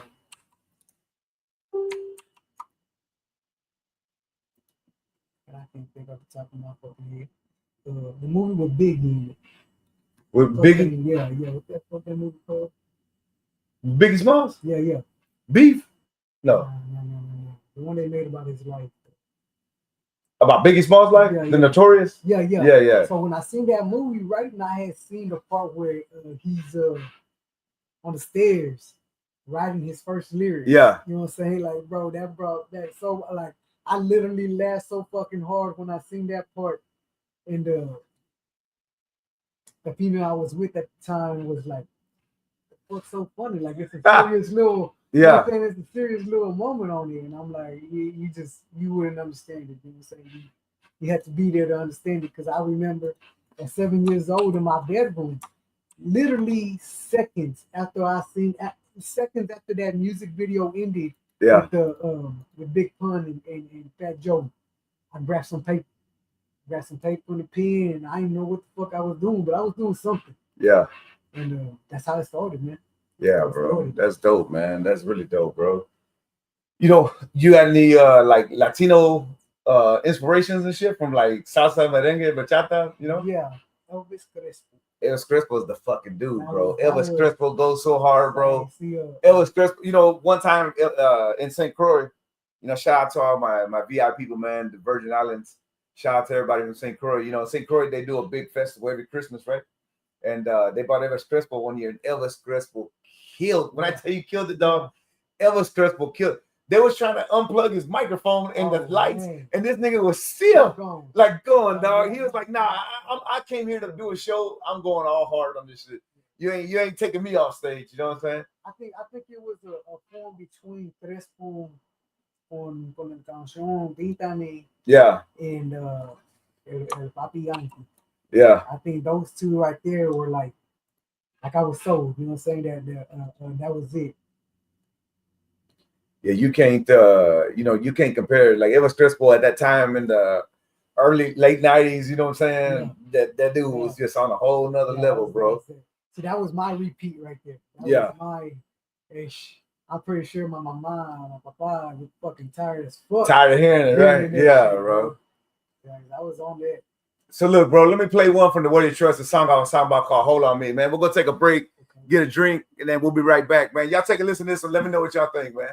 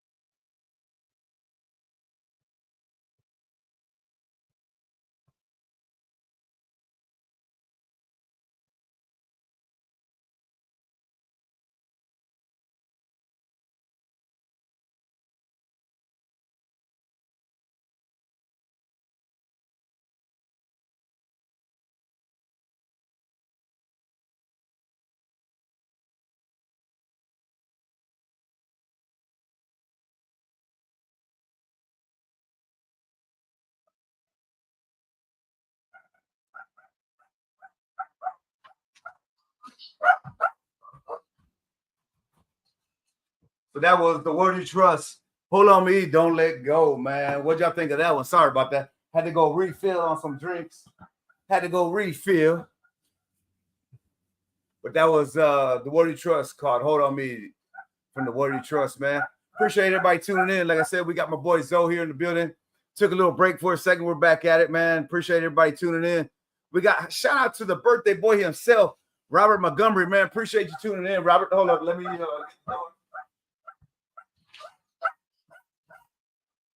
appreciate you tuning in, Robert. Shout out to Robert Montgomery, man. Happy birthday to you, bro. I need to get Robert here soon, too, man. Man, y'all go check out my boy Robert, man. That dude is one of the best homies that anybody could ever ask for. You know what I'm saying? So my boy Robert right there, man. I don't know if you know Robert or not, but Robert is a dude, man, that will support you, show love to you, you know, go out his way to just send you a message sometimes, just to say how you doing. You know what I'm saying? Happy birthday, happy anniversary. That dude's got nothing but love, man. Nothing but love and respect to you, Robert. I need to, you know, my boy Robert and I have been talking about it. I need to get Robert on here too. We're gonna do an episode, but we're gonna call it like the nerd edition and talk about video games and comic books and you know what I'm saying? Like just vibe out with that kind of vibe, you know what I'm saying? So shout out to my boy Robert, man. Happy birthday to you, bro. And I hope all is going your way. And I wish you nothing but blessing on your birthday today, bro. Happy birthday to you, man. Let's see who else we got, man. Shout out to my cousin Michael Blanco. Like I said, shout out to everybody on TikTok, man. I've been ignoring y'all. Shout out to my boy Chico and Ali on TikTok. I appreciate y'all tuning in, man. We got a lot of people on TikTok. We got people on Instagram, Facebook, Twitter, Twitch. There's too many Twitch. Too many of them, man. But you know, we got people all over the place, man. So shit. So you know, you was talking about like Ever Stressful, you know what I mean, growing up and you know, B.I.G. and Big Pun and stuff like that. You know what I'm saying? When you started getting into the music scene, you know what I'm saying? Like, how was the vibe with you? You know, what was you trying to do? Rap, trying to do R&B, trying to do a little bit of both? What was kind of like your signature style? It was a mix. Yeah, it was a mix because of my first music of Big Pun and Fat Joe was, you know what I'm saying? Yeah. Like I don't know if a lot of people know that about Fat Joe when he first started, you know what I'm saying? That's all it was. You know what I'm saying? But yeah, it was a mix. I would say it was a mix. And when I started learning about the rap game, it became more, you know what I'm saying? It became more rap than anything else. That's dope, bro. That's dope, man. And you know, like I said, I heard some of your music, and I had it tagged on the flyer and stuff like that. You know what I'm saying? And then you know, we was talking earlier. You know, you were saying, you know, you was involved with the Dope House and with SPM and stuff like that. Man, let's go down that little adventure. You know what I'm saying? So like, how did you get involved with the Dope House and knowing Carlos and his brother? And well, back in 2005, the Corpus Christi Super Show. Me and my brother, we were doing a show there at the Selena Auditorium. That's where the Super Show was held. Yeah. And Carlos had actually just released Hillwood, and so he was performing there, and sadly, we had to go on after Carlos. Damn. And I'm pretty sure nobody expected Hillwood to fucking hit as hard as it did, but I mean, it tore the fucking roof off the joint. You know what I'm saying? So me and my little brother go up, and I mean, it ain't shit. You know what I'm saying? Yeah. The honest truth. Well, Losen didn't come back out, and you know what I'm saying? Start pumping up the crowd and shit. So everything went pretty fucking sweet. But that's how I met Los. And after that, I don't know if you remember, there used to be little burger joints called Red Line. Uh-huh. Okay, we went to go grab a burger at Red Line, and we were just chopping it up, you know what I'm saying? And we were talking about music and shit. One thing led to the other. We exchanged information and shit, but I didn't live in Houston. I mean, I didn't live in Corpus at the time. We were still traveling back and forth, you know what I'm saying? From home, around these areas. So a couple of years go by, and he's supposed to do a show in Beeville. So I find out about it, you know what I'm saying? And I'm still on music and shit. So I go down there and I get in contact with Los, and I'm supposed to open up for him. Mm-hmm. Well, something that happened with the fucking bus and shit, Los wasn't able to make it down there. So, I mean, this was supposed to take place at the Texas Grand. Yeah. And Texas Grand is pretty fucking big. You know, B was a small place, and they found out Los was coming down, and the bitch got packed. The whole fucking Grand got super packed. And when I found out that Los wasn't coming, the dude from the Grand, the owner from the Grand, was like, "Say, bro, you gotta do something for me." and I mean, I'm literally like at the fucking peak of his career. Yeah. To me, it wasn't even a career. You know what I'm saying? It was a gimmick. It was a game. I didn't expect this to go nowhere. So I'm like, I'm scared. You know what I'm saying? I'm putting balls and shit. Like, hey, this ain't my thing. Like, I'm not supposed to do this. So we ended up doing it though, man. Like I fucking we went on. You know what I'm saying? Me and my squad went on, and we tore the motherfucking place up. Of course, you like anything, you have haters everywhere you go. Of course, right? yeah. So, man, we seen a couple of little haters in the crowd. I didn't pay no mind at all. I was so fucking psyched at the way shit was going. I ain't never seen nothing like that, or I never experienced nothing like that, been through nothing like that.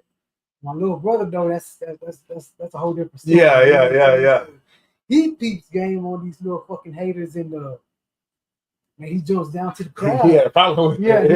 He jumps down to the crowd, starts fucking swinging off, and he's getting the dude. Well, I see the security guard come up, and he take out his baton. I'm like, I gotta get in. Yeah.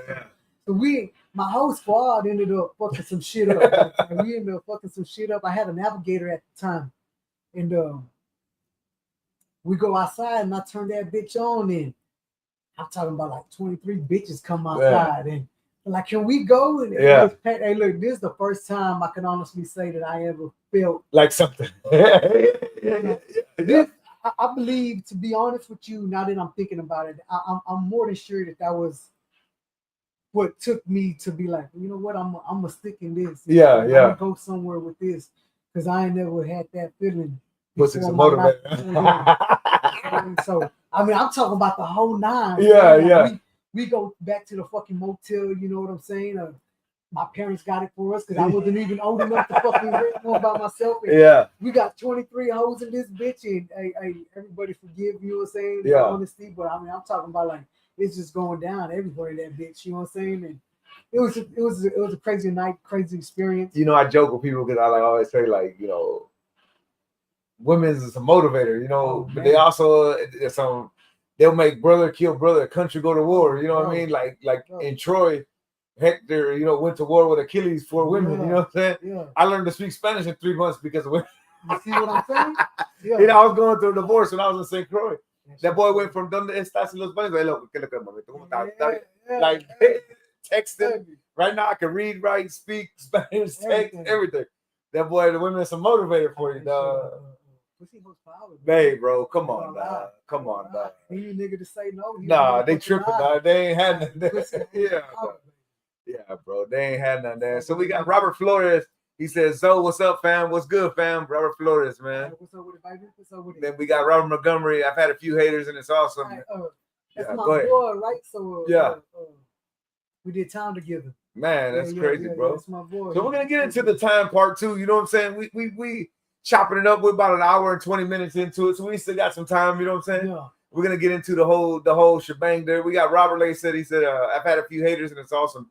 Haters give you attention more than your fans. You're doing something right. Yeah, Robert, you're right on that, man. You're sure right. But I ain't got, you know, like for myself, I don't even know if I got haters because I don't even give it no energy for that, dog. Yeah. I don't pay it no mind. I don't care. It don't bother me. Because what you can't create negative, you know, with negative. So why do I even pay it any energy? Why would I even give it any of power, energy over me? It can't, dog. It can't be. See, I don't give it energy, but I ain't gonna lie, baby. I'm gonna be blunt in a bitch. It makes my dick hard. Yeah. You know what I'm saying? Hating me without knowing me is a crazy fucking thing. Yeah, dog. That's a crazy for thing. sure. So yeah, It does something for me. I'm saying it does something for me. You know, and it's so weird, dog, because, you know, like in actuality, in reality, where does the hate come from? You know what I'm saying? It's because they ain't willing to put in the work that you put in. They ain't willing to do what you've done. They ain't willing to venture out in the darkness. You know what I'm saying? They don't believe in themselves. They don't believe that they're miserable with themselves. But why you put that hate? I think it comes back to what we were talking about earlier. So, see, they don't know what goes on behind closed doors. Everything looks so easy. Everything looks like I got everything from this day to the next. Yeah. But motherfucker, you just don't know. You ain't seeing everything. You just don't know. I've lost sleep. I've got sleepless nights under my belt. I got tears under my belt. I got tears in the corner crying, telling myself, you know what, nigga, just fucking quit under my belt. Like, you just don't know. But I think to them it just looks like it's been done really easy. Yeah. And that's not the case. You know, bro, I tell everybody, dog, anything and everything come with sacrifice. And I don't mean no P. Diddy, no Diddy, you know what I mean? Kind of sacrifice shit. Yeah. But like, I've lost an ex-wife to this business, you know, like in my life. I've sacrificed time with my kids. I've sacrificed my family. I've sacrificed my health. I've sacrificed myself to get to where I'm at and do what I do. You know what I'm saying? And like, it's been hard, dog. You know what I'm saying? I got to live with that. At the end of the day, my ultimate judgment is myself and God. And I got to answer for what I've done in this life. You know what I'm saying? And my kids and my ex-wife, my wife now, you know, and everything in between. I am responsible for every aspect and the moves and the actions I've made in this life. Exactly. And have I always made the best? No. Have I always had the best intentions? I would 1000% say yes.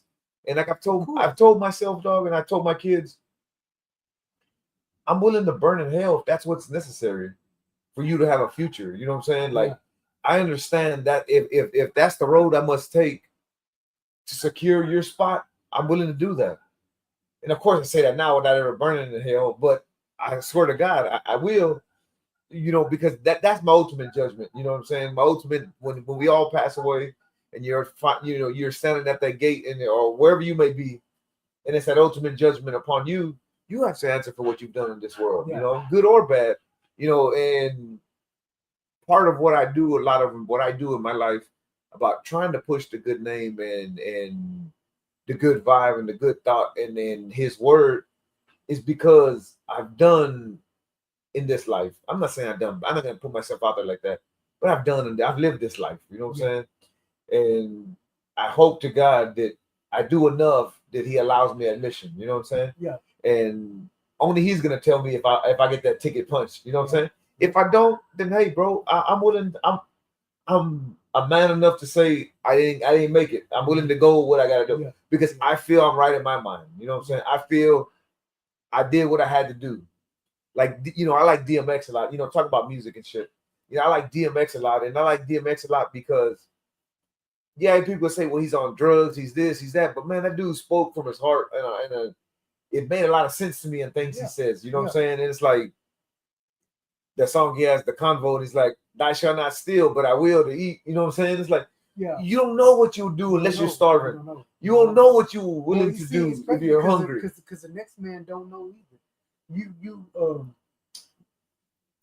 If you ain't never lived in a life where it's like, man, look, I used to stay in an efficiency, not even a one bedroom, an efficiency with my moms, my pops, my brothers, my sister, my uncle, my aunts, their kids, you know what I'm saying? Yeah, bro. Like, but I can't tell you one time that I don't have a happy memory or thought. Yeah. In that little efficiency. And you know, salute to your parents for that, right? Yeah. Because like my parents, right? They tried. My parents got married really young. They had me really young. You know, they had and it's crazy because I have an older brother that's 3 years older than me. So for me to fathom that my parents had me really young, and to know that I have my older brother, Stress, who's almost 3 years older than me. Yeah. Like, God damn.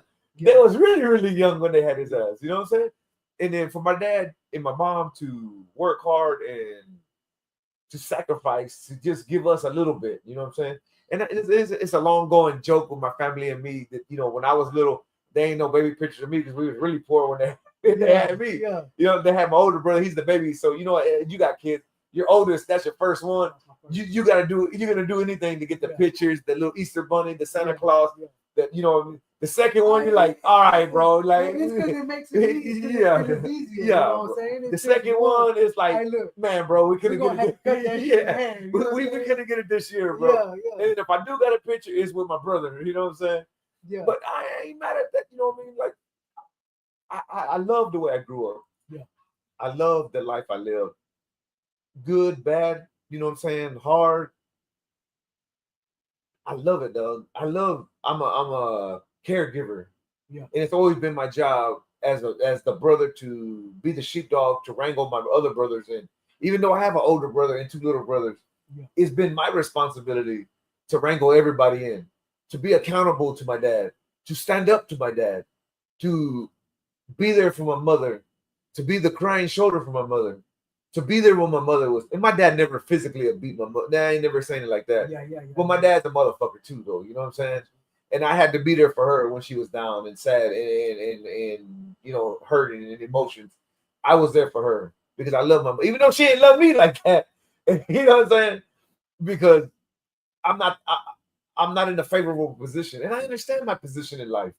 I got an older brother. I got a little brother who was sick and had asthma and had issues when he was born. I got a baby brother who's the baby. You know what I'm saying? Me, I was able to read, write, speak, talk fast. You know what I'm saying? Isaac, you're good. Go take care of yourself. So you were just a child. So I was just there, and it was always my job. Like, go help your dad. I was outside and getting bit by mosquitoes, getting hit in the head with a flashlight and a screwdriver, holding the flashlight. And I was joking with my dad. Now, like, bitch, I can rig this bitch up and hold that flashlight. I don't need to be out here with you. You just want somebody out here to be with you. He's to get beat up. You just want to get big. No. You know what I'm saying? And then in the house, helping my mom cook, helping my mom fold clothes, helping my mom wash dishes, helping my mom do the clothes. So I never had a break in the action because I ain't had no physical ailments. I ain't had nothing wrong with me, and I was able to think for myself. But I don't hold nothing like resentment or any kind of grudgement against my brothers and my mom and dad. That was my job. Yeah. That was who I needed to be in my family. And look at what. Maybe it made you who you are. But that was the next sentence. Look at what that made me. I'm telling you, look at what that made me who I am in this life. I promise you, that was my only thought when I'm hearing you say all this. Yeah, like, bro. But you know what? Because I like you said, we've known each other for years. We've never really sat down. Never. Oh, that's crazy. And so I never really knew where your story came from or how you came about or whatever. And now, I mean, the picture can't be more fucking clear. And it's this is why, look, then this, and God knows I'm not lying. I hope this don't ever happen to you or me or anybody else for that matter. I don't give a fuck if you're a hater of mine or not. But you're just like me. If I lost everything today, I promise you tomorrow, if I don't get it all back tomorrow, I'm going to get partial. Yeah, facts. You know what I'm saying? Now, I promise you, you're not going to, I promise you, if you see me, if you pass by me right now and I was stripped of everything I had, tomorrow when you pass by again, I might not have this on, but you have a chain on. But you know what's crazy though? Like in this life, it's like phases, right? Like growing up and like being able to do everything, and people that don't understand. Sometimes people say, "Bro, I was afraid to talk to you because you come across real egotistical and real narcissistic because how you walk, how you hold yourself." But then we're like, "Bro, you got to look past that." Of course, I hold myself a certain way. I talk a certain way. I walk a certain way. Yeah. But if you really know me, like, I'm human, baby. I will give anything to anybody. I'm human. And and like you were talking about, I've lost everything in this life. Yeah. I've lost, and it's like when I was doing work in the street, I had the Run DMC flat. I had a 2-finger ring, the polo guy earrings, polo or Nautica from head to toe. Yeah. Giving my parents money, taking care of my brothers, Thanksgiving, Christmas, everything was dope. And then to a point where God took everything from me. And I couldn't even afford a pack of diapers. I was scrounging, looking underneath the cushions for some change to buy $1 hamburgers for my ex-wife because she was pregnant. And God took everything from me for me to realize it's not me. It's never been me. It's always been him. Mm-hmm. It took him for me to understand that it's him. It took him to take away his shelter Yeah. from me so that I could realize how much you need it. You ain't that big bad wolf, bitch. You ain't shit. Without me, you not. Without me, you ain't shit. You are nothing. You are when I pull them wings back from you and them arrows that they was casting, they start landing on that target. We'll see how strong you are then, bitch. And I ain't gonna lie, I live my life every day like that, baby. You know what I'm saying? And about like you said though, dog, I literally been to where it was all gone. Literally. I told this story on my podcast, I think with my boy Dion, shout out my boy Dion from A1 Entertainment. I was so mad one day at my ex-wife and every life, and shit was just horrible for me, dog. And I went to Kroger's and I went and bought a pack of diapers for my daughter. And I was so mad. I got back in the car and left the diapers in the car, dog. And I went back to my apartment and I realized I didn't have the diapers. I drove back and then I couldn't find them diapers. That was all the money I had, dog. Nigga, I cried, dog, like. See, that's a perfect. It was like a cry that just like I can't explain that cry. It was like a cry where I was like, I'm done, dog. Yeah. Over a pack of diapers. Yeah. I'm done. See, it wasn't like that's all I had. No, it was. It wasn't the diapers. It was life. It was the beatings. It was the lessons that I had to go through. Yeah. How I had to go through. Yeah. God had to break it all down to me to say you are nothing. See, and you are nobody. Like that's so good, man. Because I mean, of course, you can't. We're not perfect. Never. So it's not that I could tell you that I don't live my life stressed sometimes or whatever, but I refuse to ever live my life again in the situation that you just explained. Facts, Lord. Because see, the way I look at it is like, look, see, you lost them diapers because your mind was so fucked up. When I could promise you, I don't know you. I definitely didn't know you then. Yeah. But whatever the situation was, it wasn't that important. Facts. It wasn't that deep. Nope. But so really, it was your fault that you let the 1,000%. And you know what I'm saying? Like something my mom told me one time. Look, I'm pointing at the camera. You know, when you point at something and blame somebody, you're pointing one that way. But look how many are coming back to you. You know what I'm saying? And it's like little. Again, I got a photographic memory. That lesson my mom taught me then. And a good friend of mine, a guy named Mike, had told me one time, too much is given, much is required. Yeah. And that lesson came late in life. After quote unquote, I'm already Ice, big man. You know what I'm saying? Yeah. And it's like, he who has the biggest shoulders carries the biggest load. You know what I'm saying? And my lessons are forged in fire, dog. So I don't forget them. And sometimes I post in my music and my poems and shit that I post on Facebook. You know what I'm saying? Like, I've been to hell and I stayed a few days to make sure I didn't want to come back, dog. Because that's the kind of knucklehead that I am, dog. I had to make sure. Most people be like, nah, hell no. For a second there, I had to stay in that bitch a few days to make sure I got quenched. I believe, hey, dog, that's enough. I believe my hell was prison. Yeah. You know what I'm saying? And not because I had it, man. I mean, I live like a fucking rock star in that bitch. I mean, down to the fucking dope dealing and money making. Like, I mean, it's just, and it was something that I didn't want to do, but it was like, man, see, my pride took over once again when I got to my units, because I would see these guys that were walking around like they were the shit. Yeah. And I'm like, man, hold up, nigga, that's not money, nigga. Yeah. I'm about to show you, you know what I'm saying, what money was. You know what I'm saying? Shout out to my boy Flores and all them that did time with me. Because they could tell you, fam, like, hey, every day I was crisp sharp than a knife. Yeah. Every day was them icy whites, like you just Sachi's on, you know what I'm saying? Of course the grill don't come out. Yeah. I'm down to the piece and chain scene. It's crazy because shout out to the Dope House, you know what I'm saying? All my boys at the Dope House, Shadow, you know what I'm saying? Los, you know what I'm saying? Everybody at the Dope House. I actually had gotten me a piece and chain made. I mean, I'm talking about this motherfucking piece and chain was so free world that you be like, the fuck? Where did you get, you know what I'm saying? Like, I had got Los, you know what I'm saying? The Dope House thing made and shit. So Los was rocking the Dope House piece. But this is just the way I lived in there, you know what I'm saying? I definitely wasn't gonna let prison change. Yeah. No aspects about me at all. The reason I say prison was my hell though was because when I was out here, that I was living the fast lane so much when I got into the entertainment business. after I got signed with Netflix, you know what I'm saying? Yeah. I did my Netflix series. Hey, shout out to my boy Mo, my boy Muhammad. If y'all ain't seen it yet, it's just dope, bro. Mo, it's really dope, bro. The Netflix series Mo, y'all go fucking watch that. Has season 2 came out yet? Season 2 is out. Is it out? I watched season 1 and I loved it, dog. I gotta watch season 2, bro. I gotta watch season 2, bro. So yeah, shout out to my boy Mo. Shout out to my boy Toby. You know what I'm saying? Paul Wall. You know what I'm saying? The whole crew that was on there. Boom B. It's live. Y'all gotta go fucking watch that. You know, Paul. Speaking of Paul Wall, that's a good dude too, though, bro. You know, Paul's come to our studio, the Pharmacy Studios. You know, and then every time I seen him, he's always showing me nothing but love, bro. And, you know, that's a good dude there too, man. Yeah. Down to earth, humble person. You know what I'm saying? Like, if you're an entertainer, take some lessons from the big bro Paul Wall and humble yourself, dog. Because you ain't you. At the end of the day, bro, we ain't nobody, dog. You know what I'm saying? He's been through the mud and he's still on the ride. So he know a thing or two about a thing or two.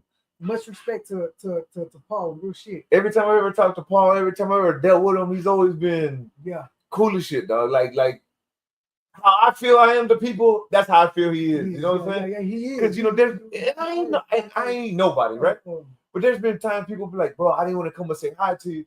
What the fuck, bitch? Come. I'm human. And I'm like, put on your camera, dog. Hey, what's up? This my boy Zoe right here. Hey, this my people. But you know what I'm saying? Like, human, hey, you know, we're people. Like, I ain't nothing, dog. One thing I can say is like, the money didn't change. Yeah. You know what I'm saying?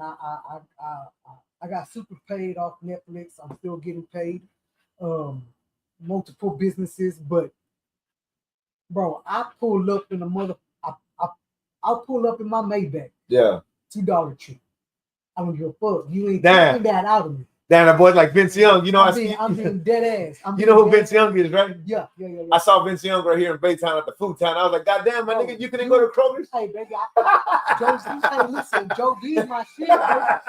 Joe V, hey, real shit. You know what I'm saying? Yeah. Real shit. I actually made a post. I made a post when everybody was waiting for their W-2 and shit, and I was like, "Say, I'm waiting for my motherfucking W-2." Yeah, baby. Yeah, you know what I'm saying? I be packing my own shit. You know what I'm saying? I'm fast as fuck, boy. You know what I'm saying? Like, I seen Vince Young one day pull up at Food Town right here in Baytown. I was joking with him. I said, "God damn, bro, he came out of a Land Rover." Yeah. And I was like, God damn, bro, you can't go to Kroger's. That boy came to Food Town. Yeah, you can't take that out of me, man. Yeah, like, you're not going to take that out of me. It's just not going to happen. You'll see me at Fiesta, mi tienda, mi rancho. You're not going to take that out of me. You can't beat that shit out of me. Not at all. So, yeah, whenever I was out here, though, before I went to prison, you know what I'm saying? I went crazy when Netflix paid me, you know what I'm saying? The way back. Big motherfucking mansion, like me, like I went crazy, fam. You know what I'm saying? So I know you want to keep going, but like one thing that's different from us in our culture compared to other cultures, right? It's hard for somebody with nothing to have a little something. Yeah. Right? Because you can only do two things. You're not that you can. You're only going to do two things. Yes, dog. You know Real shit. You're only going to do two things. And I ain't gonna lie, like I had to sit myself down. Yes, bro. And really fucking evaluate. Yes, dog. Yeah. Because I was really going to the other.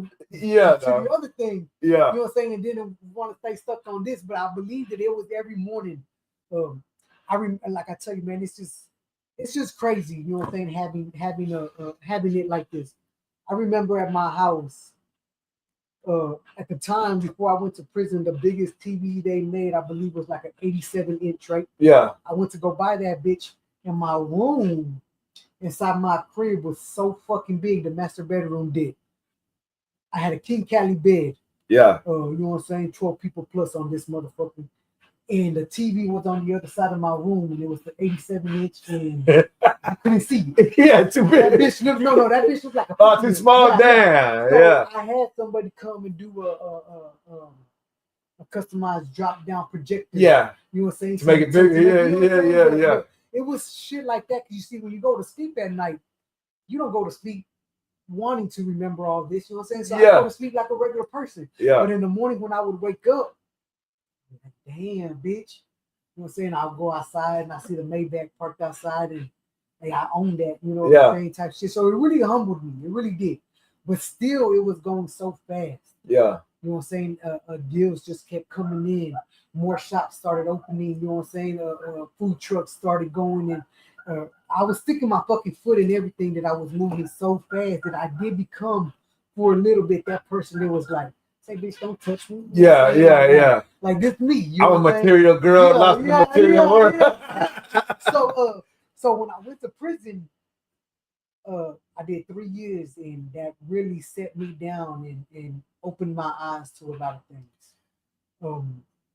So when I got out, it was really just a humble thing, but I was just like, from the minute that I got out, it's like I tied my shoes. Yeah, bro. I'm like, let's go. I'm glory to God on that, dog. You know, and some people may say, Isaac, why you say glory to God on people in prison? Just because you were incarcerated for something you may have done wrong, does that not make you human still? Oh, no. And if you were able to, what the penitentiary system is designed for you to rehabilitate yourself and reflect and correct yourself, so that it basically, it's like pausing your time, right? Yeah.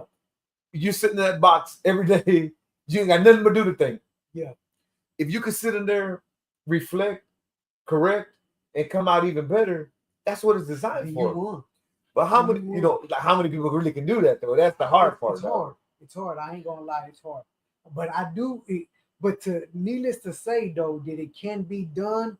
Oh, for shit show, because I got homeboys right now. Hey, shout out to my boy Luck, my boy Snoopy, my boy Big Third. Like, look, I got boys that are home right now. And my boy Farouk, you know what I'm saying? I got boys right now, bro, that came out and they were just like me. But it's crazy that everyone that has came out that still fucks with me tough, like I put them on game. Yeah, you know bro. Like my vibe, you know what I'm saying, was motivation for them to come out and be like, say, so I ain't gonna lie. Yeah, you know bro. Saying? Maybe I'm not gonna get like you, but nigga, I ain't coming back. Just keep pushing, dog. You know what I'm saying? Bro. So, yeah, shout out to all my boys that did come home, all my boys that are still in there, all my boys that are trying to come home. Yeah, bro. You know what I'm saying? Like just all my boys in general, you know what I'm saying? My boy Baytown, like, hey, look, bro. I got a lot of fans, you know what I'm saying, still in there, but they're coming home. I'm a firm believer in that. You know, shout out to Bell Alvarado. Appreciate you tuning in. Shout out to my boy Sal Mex, man. Sal Mex in a bit of Takio shit, man. My boy Sal Mex got a new album coming out called Gold Chain and Pager, I think. It's coming out real soon. Shout out to my boy Rigo Rodriguez from Contrabando. Appreciate you tuning in. My good friend Rigo, man, from down in South Texas.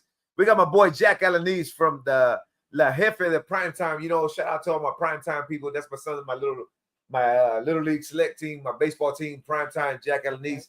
These from our group, man. We got Michael Delgado. Appreciate you tuning in, man. We got my boy Josh Geminetti. He don't want to be Mexican, but he is Mexican. We got Bubba Garcia, man. Shout out to my boy Bubba. You know, speaking of Bubba, dog, in the same shit we're talking about, I just saw his name. You know, Bubba's a little bit older than me. Not a little, you know, I ain't gonna say a little bit. I'm gonna say that Bubba's gonna get mad and say, man, why you saying you're older?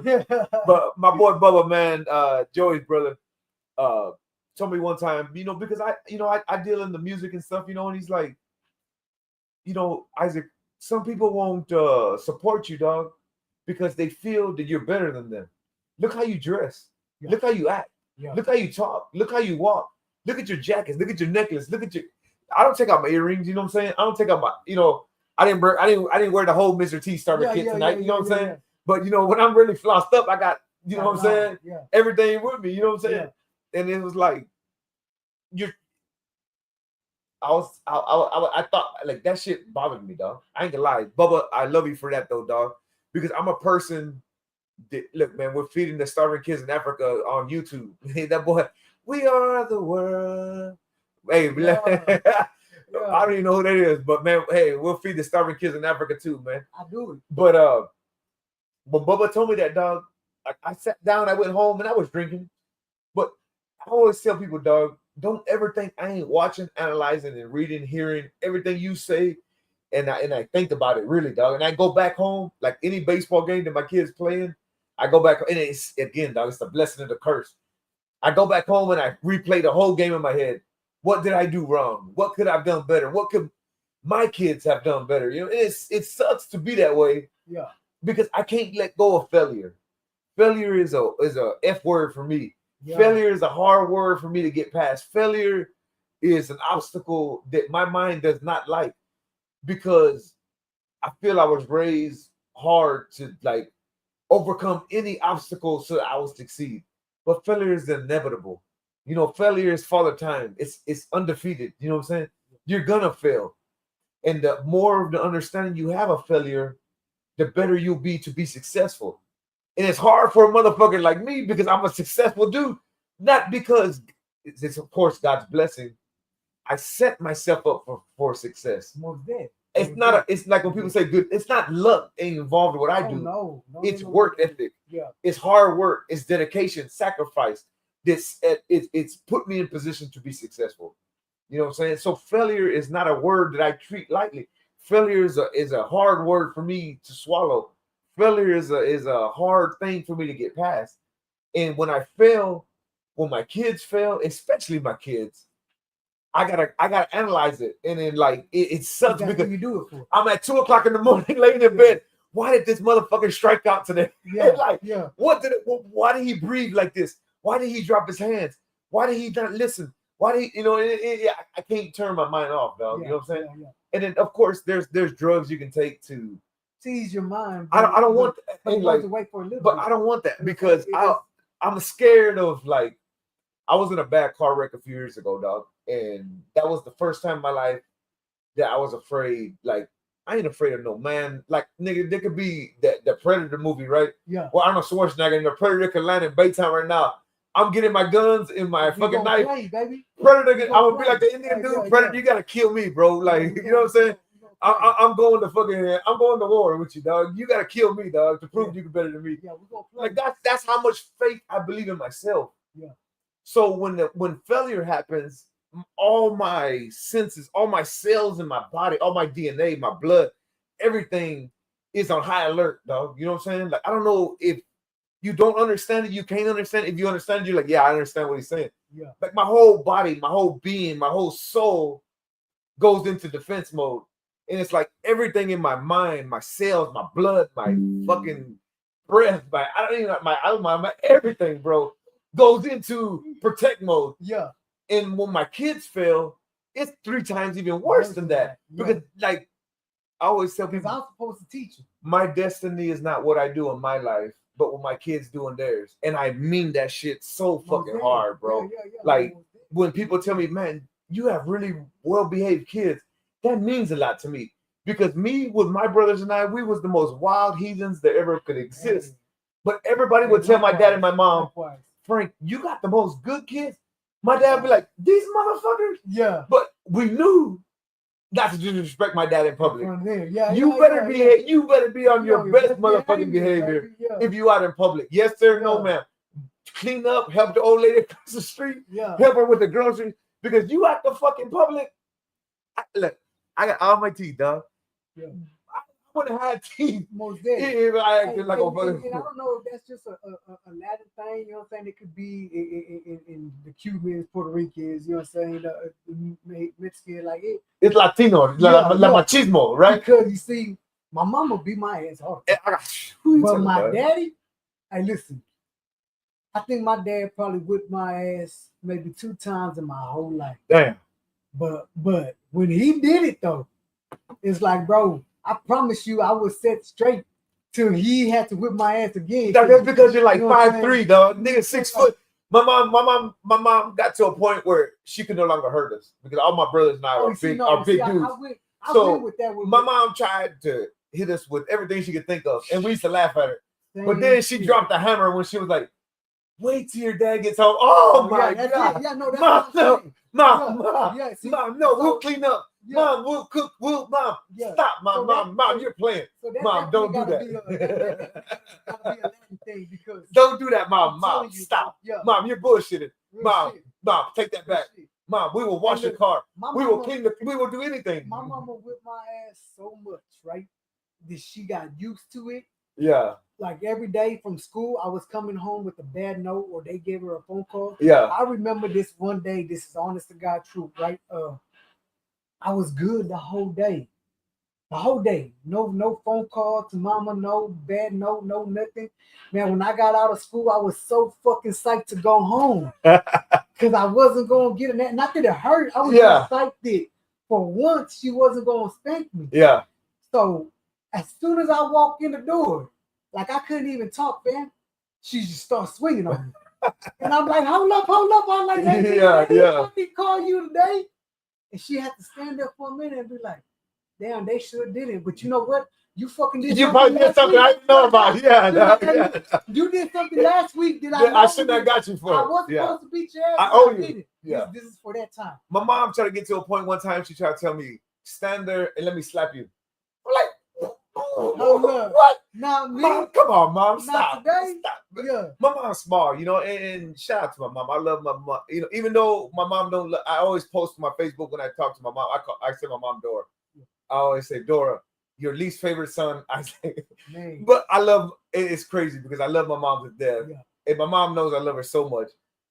But she's just trying to tell me, stand there and let me slap you. Mom, what? But then when she would drop that hammer.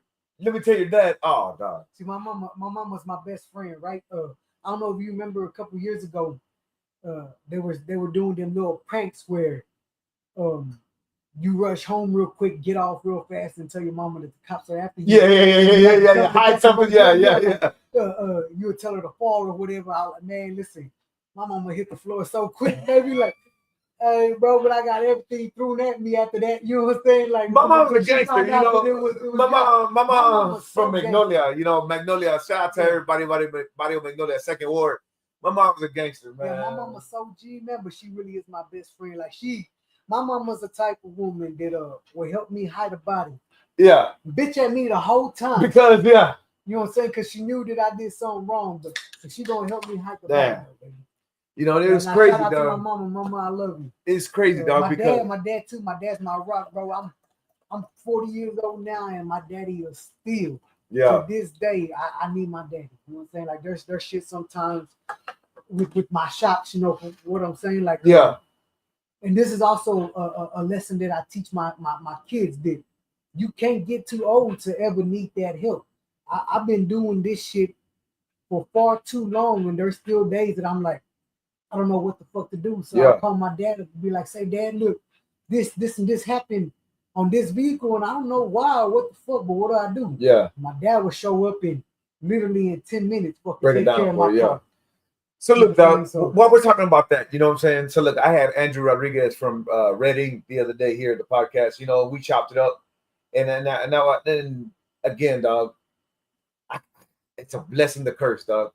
Especially when somebody stops me in my tracks. Yeah. It's like Trump, you know what I'm saying? Trump, that boy be getting live. Yeah. Well, when somebody stops him, that boy gets red. And that boy get mad. You know, I'm the same kind of way. Like when somebody stops me in my tracks, it makes me think about something. That means they got because like I said, if I ask you a question, I already got 10 behind it. Yeah. I'm waiting for you to ask it, how you answer it, how you breathe, how you move. Yeah. I'm a. So what? You know, I was talking, you know, with Andrew, we had a good interview, you know, and I was talking about my great-grandfather, my dad, my grandpa, you know, my family. And he was like, you know, Isaac, there's some people that ain't got that legacy though. There's some people that ain't got that history, that ancestry to lean on. And then, you know, he's like, that's why I do what I do. And I was like, damn, bro. In my mind, I'm thinking 1,000 miles per hour. Yeah. I'm like, am I gloating that bad that I felt like he took offense? To that, or was it like? No, I believe so, man. Because look, when I speak about my family, it's my brothers, my sister, my mother, and my father. Yeah. Of course, our kids. You know, But I'm talking about as in that type of way. But I got a shitload of aunts, uncles. Me too, bro. Cousins. All maternal grandparents that have come from 20, at least 20. That we know of, quote unquote, know of. The way I feel is like, you know what? Right now, I've been out of prison since October. Yeah. I haven't had one aunt, uncle, cousin call me to ask me if I'm good, you know what I'm saying? And they don't need to. Yeah. They don't need to. And I don't say this because I don't love them. Hey, look, if I have family right now watching this, you know what I'm saying? Look, you don't need nobody. It's not bad. I'm not saying this in a bad way, but I'm gonna fuck with you as tough as you fuck with me. Yeah. And I say this because you see, my grandfather is also known named Lorenzo. You know what I'm saying? Like me. I really didn't know him growing up at all. Not like my cousins did. Yeah. At all. Like man, I can't tell you. I can't count you a story with my grandparents on this hand. Yeah. Because real shit, it ain't even this many. But I'll be a lie if I tell you that I don't believe that a legacy came from him. Yeah. Because even though I didn't know him like that, I knew the stories. Yeah. And the nigga that I am right now is my grandfather. Yeah. That was one harsh fucking dude. I just told somebody this today. You get what I'm saying? 1,000%, dog. Like I said. So it's not that I don't love him or that I hate him, but I'm not gonna tell you that I'm not grateful for his bloodline, because his bloodline made me who I am right now. But not knowing who somebody is doesn't take away what it is inside, if that makes sense, exactly. Right? Yeah. So like I was just telling somebody this today. Like my great-grandfather, I knew my great-grandfather. He passed away when I was a little boy. You know, my grandfather, he's still alive. I still know him. My dad, of course, then me and my kids. My great-grandfather is a motherfucker, boy. Iron fist. You talk about a mean son of a bitch.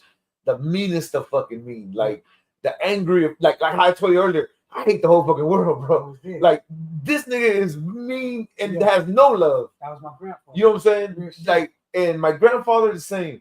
My dad, my grandmother, my dad's mom passed away when he was a little boy. And then it's crazy because I have kids now too. And I was talking about this, and I talked to my dad about this. My dad reminds me of my little son Chico. He looks like son Chico and my dad. If you transpose them on a picture, it's the same person. It's not even like, hey, that kind of looks like it. Literally, if you take a picture of my dad and Chico and put them on top of each other, the same exact person. And this is what I was telling my dad. To know my son Chico is my most sweet, loving son that I have in this world. He is the most sweetheart of kids that I could have on this planet. And to know my dad is exactly the same, but was stripped and like beat of color. All my dad knows is black and white, because that was the only world he was allowed to exist in. Yeah. Knowing my dad was a kid that wanted, in like my song, this world's a canvas and you're the painter. Knowing my dad wanted to paint, and I didn't even know this at the time. Like, this is when I wrote that song. This is like, I started thinking about. Yeah. Knowing my dad only can paint in black and white. Knowing he loved colors, dog. Because now that I know my son, I know my dad even more. And to know, and it saddens me to the core, dog, to ever think and ever believe that I would rob one of my children of color to get them to fit in what I believe in black and white. Yeah. That destroys me to my core, dog. It's not even fathomable in my mind. Right. You know what I'm saying? And it's like, even though my great-grandfather I didn't know very well, like I knew him, he died when I was a little boy. But from what I knew him, all I knew was the mean, iron-fisted son of a bitch, mean motherfucking person, which who I carry in me every day on this world.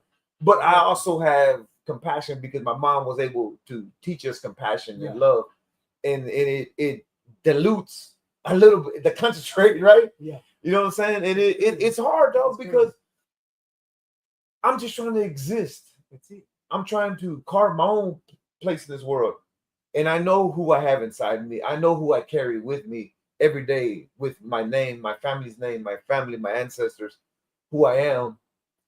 And when I gotta be the iron fist, believe me, I'm the fist of the fist. You know what I'm saying? But I ain't gotta be. I've learned through life, I didn't gotta be the iron fist every day. All the time. I don't have to. You know, like in that song that I was telling you that I wrote, and I say love is the best thing that I can teach you. I didn't say anger and violence. You know, that's already comes in you. Yeah, everybody has it. Everybody has it. Especially my family. We're gorillas of gorillas. You know what I'm saying? We're the same. That's already in you. Yeah.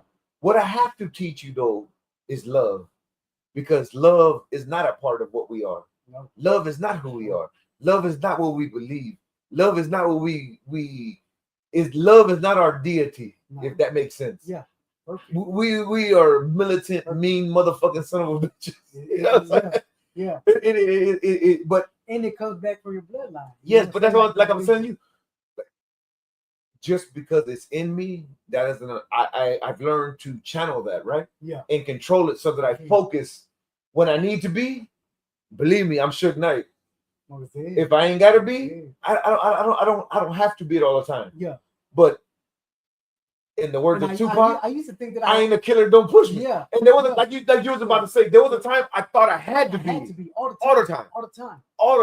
And that was part of the culture. That was part of the life. And it's crazy. That was part of us trying just to go get it, right? Yeah. And now that I'm not, it's like, man, it's so awesome.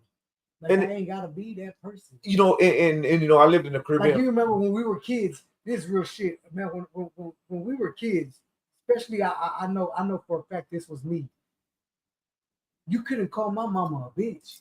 Boy, I'm gonna rock. Yeah. No, there ain't no playing. You know what I'm saying? And now it's like, I know, nigga, hold up. Yeah, I'm not a bitch. You know? And go ahead and see, I guess now it's a different time because see, now if I fucking kill you, bro, you know what I'm saying? Yeah, it's not like before that they're gonna send me to the principal's office. Yeah. But on top of it all, and I remember my mama used to tell me this all the time, like, am I?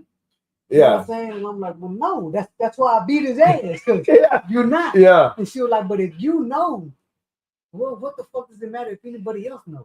You know what's crazy, dog? My mom's so gangster with it. You know, like I said, my mom's from Barrio Magnolia, you know, in Second Ward. One day when I was in and I still joke with my mom to this day. One day, me and my homeboy Daniel Hernandez, I don't even know this dude's alive anymore. Dog. I ain't seen this dude since we was in elementary school. And we got jumped by like 5 kids. And I grew up with all brothers, all male cousins, all male uncles. So when I fight people my own age, it was, come on, dog. It wasn't even like a challenge. Because these dudes ain't used to, they used to fight it like the girls. Nigga, now we get it. You know what I'm saying? So like, I remember I beat up 5 kids. They was beating up my homeboy. I punched this dude, beating up these dudes. Yeah. And my mom, and I looked up and I was like, oh shit, my mom's right there. My mom ain't beat the whole, and my mom ain't say nothing. I got in the car. She was like, hey, good job. Good job. My mom like, mom.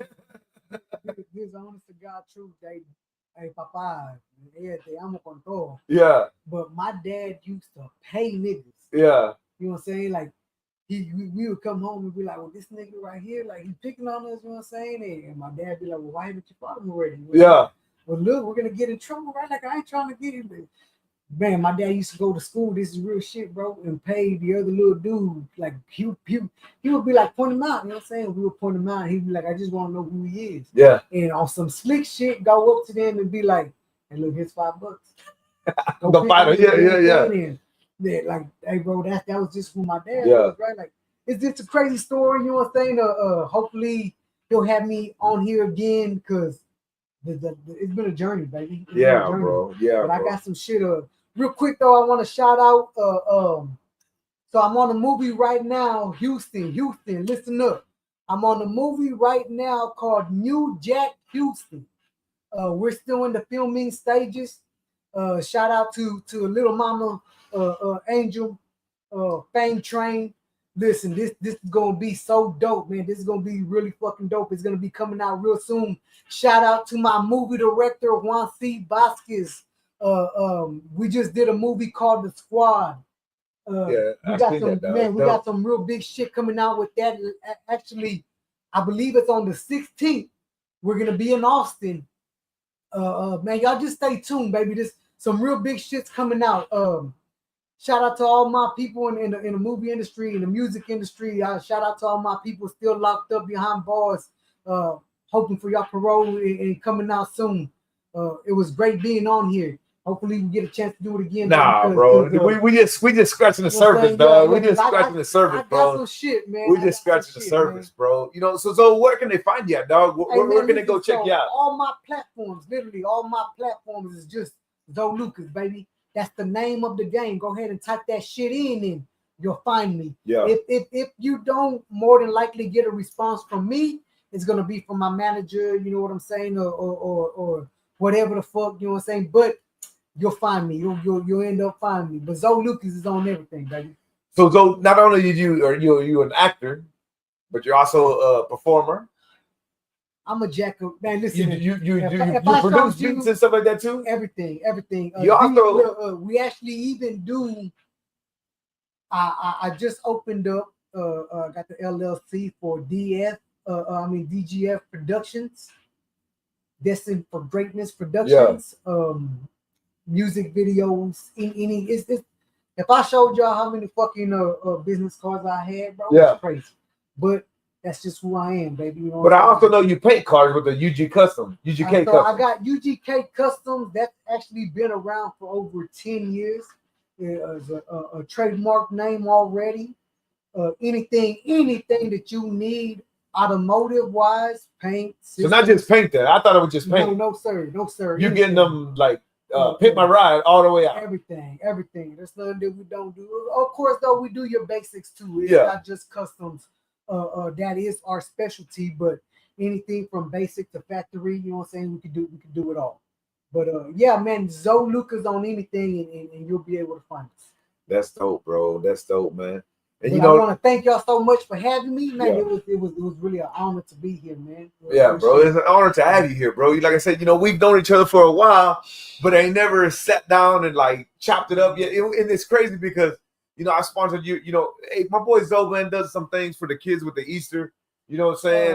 It's a Christmas stuff. Every year for Christmas, I give out 500 cups of hot cocoa. I hold an event, you know what I'm saying? Santa Claus, pictures of Santa Claus. Halloween, we do the same thing. I have over 13 paid actors to come out, like Rona, you know what I'm saying? Jason, like everything.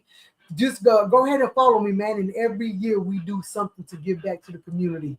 Real shit. So that's my son Enzo there. I don't know if everybody's able to see. That's my son Enzo. Shout out to my son Enzo. He's literally my music maker, my beat maker, my everything, bro. My son, he's literally a spitted image of me. I love you so much, son. And yeah, man, just follow us, man. We're doing really great things. We're doing awesome things. Man, that's dope, bro. You know what's so crazy? Like when you just said, "I love you, son." I tell all my kids, "I love you" when I talk to them on the phone. When I hang up with them, I always say, "I love you." And then, like my dad wasn't like I said again. My dad wasn't raised with love. And when I tell my dad, I make him like I'll be like, "I love you, Dad." And he hung up one time. I called him back. I said, "Bitch," I said, "Dad," I said, "I love you, dog." And he's like, I love you. Yeah. So now he'll say it. Even my grandfather, my uncles, my cousin. Like, and I think it's not that we never knew it.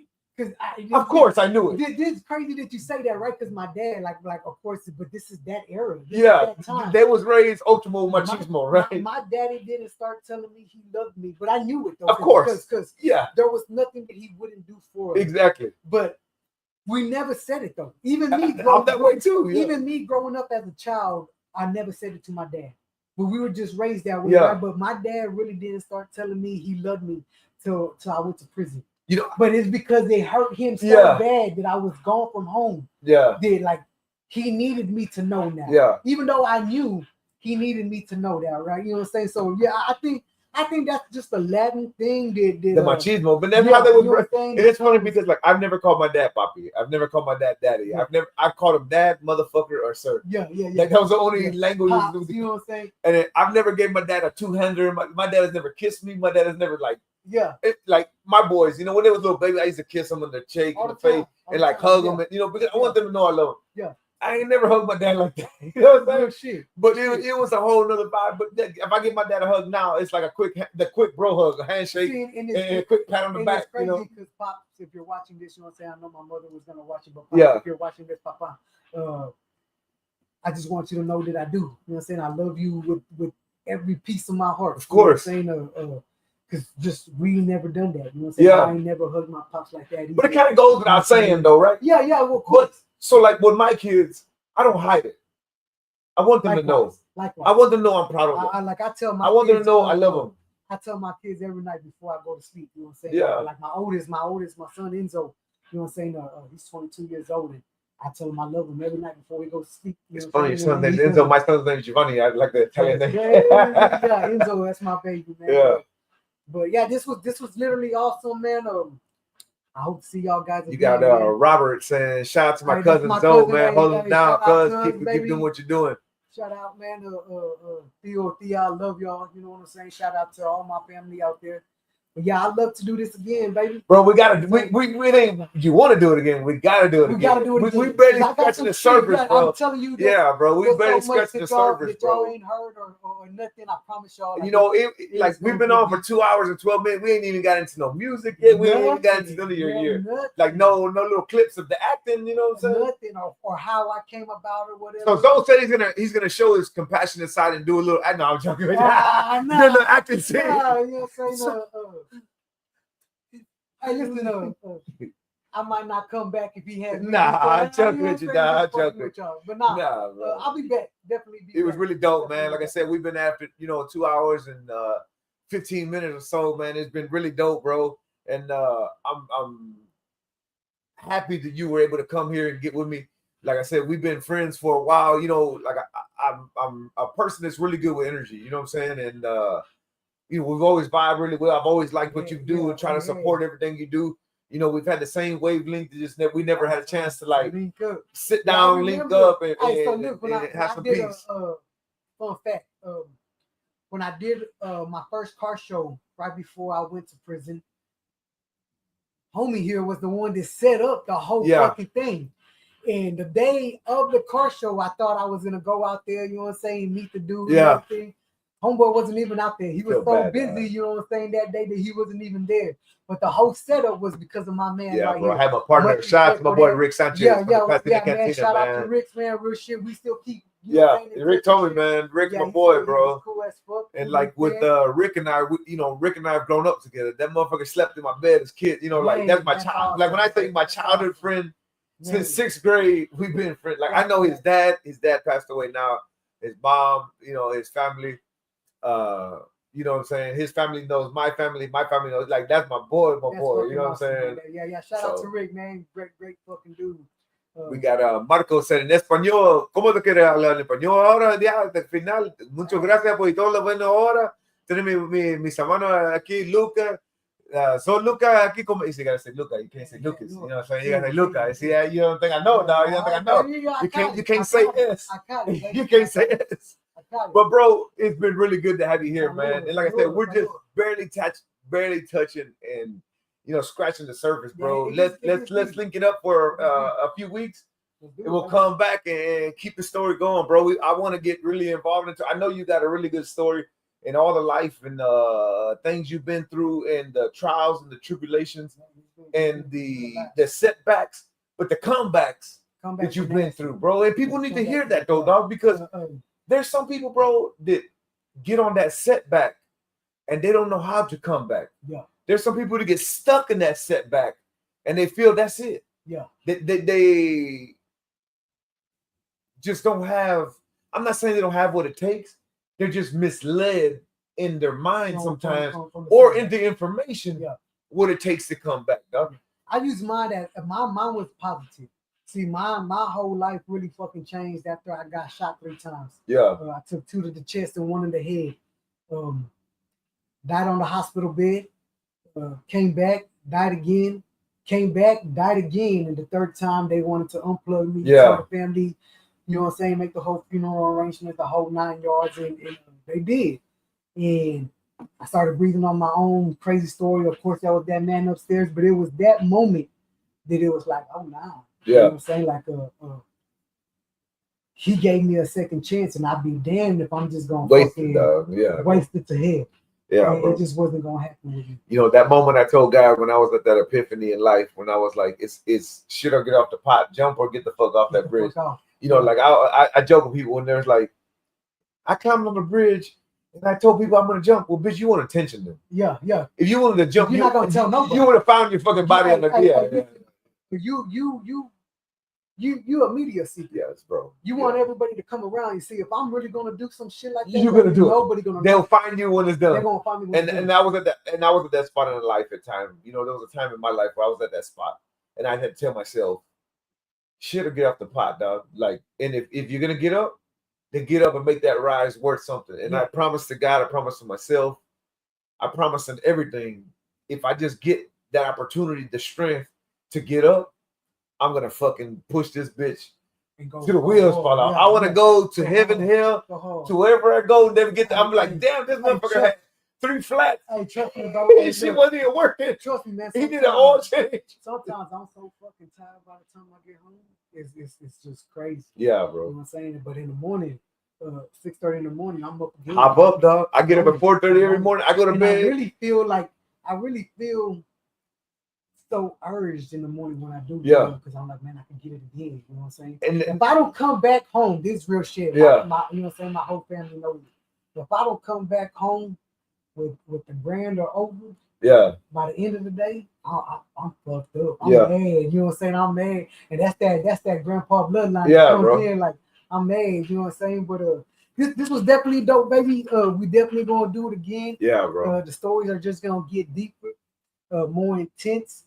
Shout out to everybody that came and watched. You know what I'm saying? I love y'all all. Shout out to all my fans. I love all my fans, and just can't wait to see y'all again, baby. So look, man, we appreciate my boy Zoe, man, coming in here. Like I said, y'all go check him out. Zoe Lucas, y'all can check him out on every platform in social media. He's involved in Netflix. Was you in the Mo Show? I was. He was in the Mo Show? Yeah, I was in it. Co-wrote some. You know what I'm saying? Like it was something that I was really proud of. I'm really proud of that. I'm really proud of all my projects. But the one that I got coming out, which is about my personal life, yeah. Stay tuned for that one. That one's gonna That's dope, man. He was also in the squad, and like I said, Muhammad Mo is from here in Houston. It's about that. You can check him out on Netflix, man. My boy Zoe, actor, entertainer, activist, man, the myth, the legend, the homie. Y'all go check him out, man. Peace. Nothing but love and respect. Y'all, everybody have a good night. Appreciate y'all tuning in with us. See y'all next time. From everybody here at The Word Is Yours Entertainment, my boy Zoe, y'all have a good night. God bless you. The word is yours. What you do with it is up to you. No weapon, I mean especially the world. Yeah, this world belong to everybody. And I got so much more to study. You think they hate me, but I know they love me. Won't see me at the club throwing money.